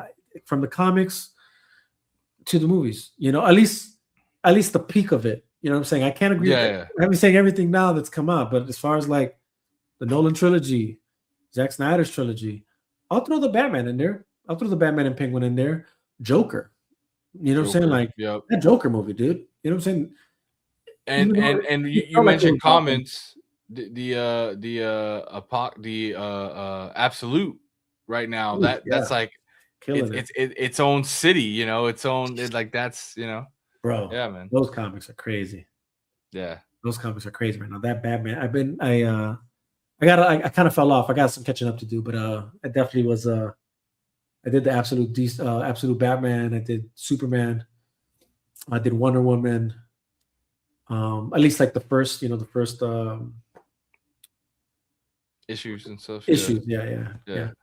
So I'm kind of behind, but those man. I love those, man. We need Zach. We need Zach to. We need Zach, dude. We just need Zach. We need Zach. You're looking at everything that's killing it right now. Yeah, it's all Snyder-esque. You know what I'm saying? And I'm not gonna just sit here and say like, oh, he's the blueprints of everything. But I mean, sometimes he kind of is. No, he is. No doubt about it. It's okay. We can say it. He is. Know what I'm saying? Like, right? No, exactly. But it's that style. You know what I mean? That from and again, when you're looking at absolute DC, who's leading the charge there, right? Okay. Snyder, not Zack Snyder, but Snyder nonetheless. Yeah. You know what I'm saying? So that's not a question. It's true, man. It's true. I will say, I know this is how we started the stream today, and just to kind of do like a full circle moment. To keep it around, like DC is due for its epic like event yearly films. Yeah, like that is what, as we just went over today, that is what Zach embodies. Right. Whatever project he touches, it's an epic film. It's an epic, saga. Like it's something that's gonna be talked about for years and years on. Right. Now, on the other side of Gunn, I think he should, dive deep into doing comics. Yeah. I think it's his time for that. I think he's opened the door. He's shown that he could actually write, because when he can write a story, it's not fans to most, but he can write a story, and his imagination, his creativity, I think that works more in the comic book world, whether it's right about crypto and all that. And I know it sounds like I'm throwing daggers at him. I'm not. I'm being honest. I think he could enrich that world the way he wants in his series of comics, while he does go direct a film of like the what's the animal guy called? I always forget his name. Wait, which one? The Beast? No, the one that whatever, one of those obscure characters in DC. Whatever. Man, yeah, I mean, even that, no, it's he's a guy that's like he could like be any animal or whatever. I don't freaking know, man. Whatever. Vixen? No, not Vixen. No, I don't freaking know. But anyways. No, Beast Boy. No, Beast Boy. No, not Beast Boy. Not Beast Boy. Okay. Yeah. He has like I don't even want to look. I'll tell you this much. I think he could do a Titans. You know, I was gonna say that right now, And right? simply But because, like, I look, didn't want to. I didn't even want to bring it up because I don't know how you were gonna feel about it. You know? no, And look, I think he can do it Titans, but like, because that's his realm. That's what I mean. Like, it's about knowing where he yeah, shines. You know what I'm saying? Like, again, I'm not trying to completely just bash the guy. Like, I understand he's got a lane. yeah. Comedy is his lane. Like that dark comedy. You Netflix had to find their lane, and they did. And know now what I'm it's time saying? for Gunn to find his lane. You That's know? all I'm saying. Find your lane, brother. I think again, like I always tell people this too. Even with the Suicide Squad movie, the only reason it sucks is because it goes against a Suicide Squad that already existed. You know Yeah. what I mean? And that's the only reason it sucks to me. If if that wouldn't have been the case, I could have seen that movie being that's his thing. Not that I completely like. I still don't like the fact that they did Starro the way they did Starro, but other than that, everything else was that's him. That's his style. It was funny. The crazy deaths, all that. Like it was funny. You know what I mean? You mentioned Titans. I think he can do a Titans to where it's led by a Supergirl. You know, That like you know, that, I mean, just the times we know. I don't yeah, really yeah, care. that too. But You know what I'm saying? I would like The our Beast Titans to be Boys, with Ben Affleck. You know, the Nightwings, because here's the thing. Like, I think he has it in him to do something serious too, but it's just I yeah. just think he shot himself in the foot with this Superman movie, in my opinion. Again, I think he tried to do too much, in one movie. I I think again, that's the problem. I think he just did too much in one movie. yeah. You could have, yeah. I think you think too much. You tried to bring in too many characters. You tried to try too many styles of like a comedy, serious, like it's something like it's this idea that you could do both. Like I It's don't. exactly what it was meant to be. This was a haul. Like, with the cell happening and everything, he showed that there's a slew of characters that can be touched on. And as we see, Paramount bit, so he did something right on that, I guess, because Well, he's like, I'll be honest. I don't think that was him, brother. I think that was just Paramount knowing what DC is. well, You know yeah, what I mean? obviously, like, yeah, Yeah, I'll be honest. I just don't think it was him. There's plenty of other. Here's the reality, brother. We've already seen a good plethora of characters without his Superman. Let's keep no, that. You know 100%, what I'm saying? So it's not like they had to see Superman to 100%. know. But Oh, that it's a I'm same saying character. that was the intention. I'm not saying that's what he achieved, but I'm saying that was the intention. I'm guessing of why he did that. Or maybe he was just too ambitious. Zazzle's like, throw everything in the kitchen sink. We need to go Yeah, ahead I and look. I'm leaning sell more to him being just too the brand. ambitious, in my opinion. And I say that just because, Yeah, again, every move up to this point kind of shows that, right? So yeah, what do I mean by that? Hey, Gunn, you want to come and do Lantern? Or no, I think they offered him Superman or something like that first. yeah. And then They they offer said Superman. Lanterns, right? And then it was like, no, my own ambitious ego of mine wants to go do the Suicide Squad. Okay, that was crazy. All right, fast forward. What? Think about this. Then they approach him again about the Superman movie, right? Yeah, And somehow from that conversation, he becomes co-head of DC Studios, right? mm. And then instead of just, all right, you ambitiously took on the responsibility to be the head of DC Studios. In your own ambition, you also now want to direct this Superman movie instead of just wearing the Kevin Feige hat. Wear that, you know what I'm saying? That co-head hat. Get some producer credits, maybe. No, you want to now write and direct your own movie.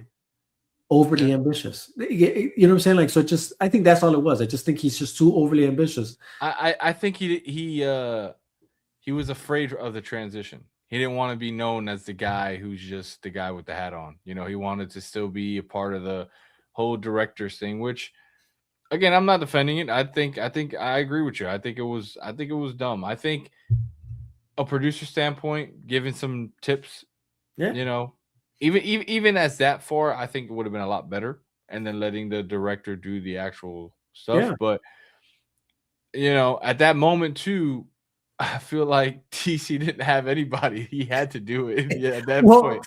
that's where I feel like, yeah, they didn't have anybody, but they did. You know what I mean? They and did. maybe not as fast as you wanted it to be. Yeah. But you technically did, right? We have to keep in mind, like, we were at one point thinking that he may have talked to Zach, right? Because Zach was known to have visited Warner Brothers to discuss the 300 series thing, right? That was after. That was after. Right? Well, after he becomes head, right? Way after, though. He was already in the process of making Superman. No, I get that. What I'm saying is they reached out to. What I'm saying is he didn't reach out to Zach. They reached out to Zach. You could have done that. WB did. Yeah, WB did. Not right. DC. What I'm saying is you being ahead of the DC Studios now, you should have done the same thing and been like, hey, let's just finish this. Like, you know what I'm saying? It's just a no-brainer, bro. Well, like, it's just a no-brainer. I agree. I agree. I'm gonna say here live. Especially because, like, bro, you are the head now. You're not even. You don't answer. I don't. Other one than thing David I will do though, bro. I wouldn't put that much power in him. I think that was a Zaslav move. I think Zaslav is the one who we need to remember, because that was the plan. That was the plan. The plan was Zach was gonna come back. He was gonna, finish his trilogy, his arc, and then Gunn was gonna come in and do his own thing. Right. When Zaslav saw the budget, when he saw all that, that's when he was like, okay, you CEO guy, new guy, that's you. Do your Superman film. And then that's when, because I mean, dude, you don't make an announcement that Zach's back. You don't make an announcement, oh, Cavill's back. He's gonna do Man of Steel 2. He's gonna do this. Right. And then all of a sudden you cut it and I've always, in that sense, I don't blame Gunn, and I don't put him in that argument. Okay. Because there was a time I could see that. There was a time where he wanted Cavill to come back eventually. This is coming from still. It's hard because look, you might be right? Like the way, because again, it makes sense what you're saying. The problem is you're also on record lying a lot. You know what I mean? Like, not you, Gunn. You know what I mean? Yeah. So, and whether it's like, oh, he's just trying to, keep the cards close to his chest. True, but still, you did lie. You know what I'm saying? So it's kind of like. Well, that information I got from So that's my source on that. So to what exactly though? Which part? So he said this on his video, not like he didn't tell me this personally. Like on his video, yeah. Like he's mentioned, like, back in when all this was going down before he became CEO, the whole Black Adam situation. That's the part that rings true to me, right? Because I know that's true.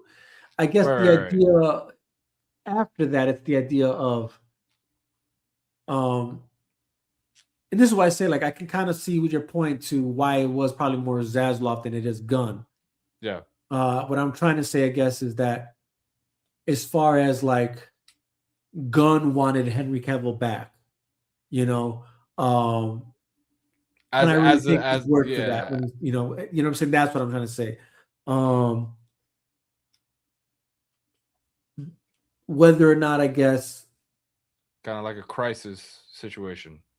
Yeah. Again, I only say that because, again, I heard that from a report. Again, that was a developing report. Right. I remember that. Yeah, you're right. Again, I remember those conversations. That's what I'm saying. Like, I know what you're saying is too crazy and it makes sense. That's why I'm saying that. Yeah. I'm just also at the same time, it's like, I don't know if I could just trust Gunn's word. That's all I'm saying. Right. He could have said it and then it could have ended up not ever happening. Right. I do agree with that. That's what I mean.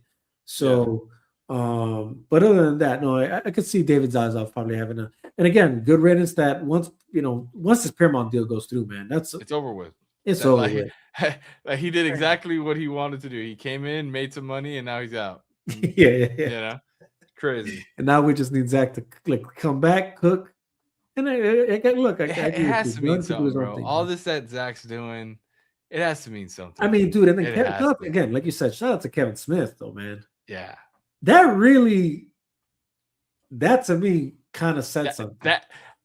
I saw it and I was like, I don't need anything. Nobody can tell me shit. It's happening. That's what I'm saying. Like everyone's like, oh, what if this and what if I'm like, yeah, and what if I jump off a bridge? It's happening. All right. All right. It's over with. It's happening. Right. So, but yeah. Oh, that's hilarious. No, Yeah, bro, man. I gotta go ahead and call this. Yeah, no, I was just about to wrap it up. Yeah. Bro, I appreciate you hopping on though with me, man. Of course, man. And obviously It's been a great while. conversation as always. You know, you got anything coming up you want to plug in right quick? Oh man, yeah, there was something else I wanted to discuss with you, but that's another time. We could save it for another time. We could definitely touch on it. Yeah, no, man, I got music dropping. I do Sundays. Me and Sil are back for Night Views. Night Views, right? Yeah, we got the anthem going. You can Yeah. go check it out on all Spotify, Apple Music, all that good stuff. Yes, sir. I got my official artist, my billboard is going up April 12th. We're gonna have one in Fort Lauderdale, Hialeah, and the other one, it's another one in Hialeah. So it's my hometown down in Florida. They're putting up billboards and, you know, pretty much promoting my music up there and stuff like that in the city. So big moves happening. And go follow Heroic Chronicles. It's a new page that I have on Instagram. That's what I wanted to ask you about. Yeah, so it's this cool premise that I'm doing right now where I'm starting with this month. So each week in the month, so for the full month, I do these shorts. They're all connected, all different types of heroes. These are original characters that I'm creating. Mm-hmm. And towards the end of the month, what I do is on my YouTube channel, I'm putting it all together into a short film, and they're going to go ahead and take on a master villain that is going to tie in to the shorts. Now, each month, you're going to see me, the recruiter. That's the main guy who brings everyone together. Okay, Nick Fury over here. Something like that, yeah. You know, but I go through these portals, and I go to different planets, and I recruit different heroes to take on the villain of the arc. And then, like I said, at the end of each month, I'm putting them all together and stuff like that. I'm having a lot of fun with it. It's kind of like melting my creative juices and stuff like that. So I'm really thinking outside the box. I'm doing a lot of original characters. So it's fun, man. I've been having really a lot of fun with it. So Heroic Chronicles. So definitely go see it. Check it out, guys. No, that's what I really wanted to ask you about. You know, because I was like, I know that's something I kind of seen you've been cooking lately and promoting a bit. So I was like, yo, like, yeah, you know. Obviously, I was like, "What?" We might see you make a cameo in there. Hey, you know? I'm down, man. I'm all down, right, man? We'll even put your own little theme music in there when you're coming out. Right, exactly. So, but yeah, man, it's been fun. It's been real fun doing it. So, no, that's dope, dude. That's dope, man. Well, bro, like I said, bro, appreciate you stopping by, man. Again, guys, check him out. Check out his music. Hero Chronicles. Check that out. This is my website right here, by the way, too, right under my name. rtpinc.co. You can just check me out there. So check them out, guys. And as always, guys, obviously you can find my music on all streaming platforms. Il Divino Vega. Appreciate you guys hopping on. Appreciate those that participated in the comments section. If for whatever reason you disagree with anything we said, which would be crazy, but if you did, you know, I'm not saying crazy in the sense like you know to offend you or dismay you or have you go away. No. I would be surprised. But if you do disagree, again, put it in the comment section. Let us know. I encourage through conversation, all sides. I don't care where you're coming from. So again, just let me know. Let us know in the comment section. Make sure to like, subscribe, follow, and share with everybody. Let's get this going, man. You know what I'm saying? Again, I appreciate you guys stopping by. Today was Good Friday, so we kind of just felt the need to share the story of the Messiah within the Man of Steel film, but we're going to further explore also how it kind of correlates throughout the trilogy that exists so far with Zack Snyder. And I'll do that next time with Silos as well. But with that being said, guys, again, appreciate you for stopping by. This is the Chop Shop. Il Divino Vega, Silos. Much love. God bless.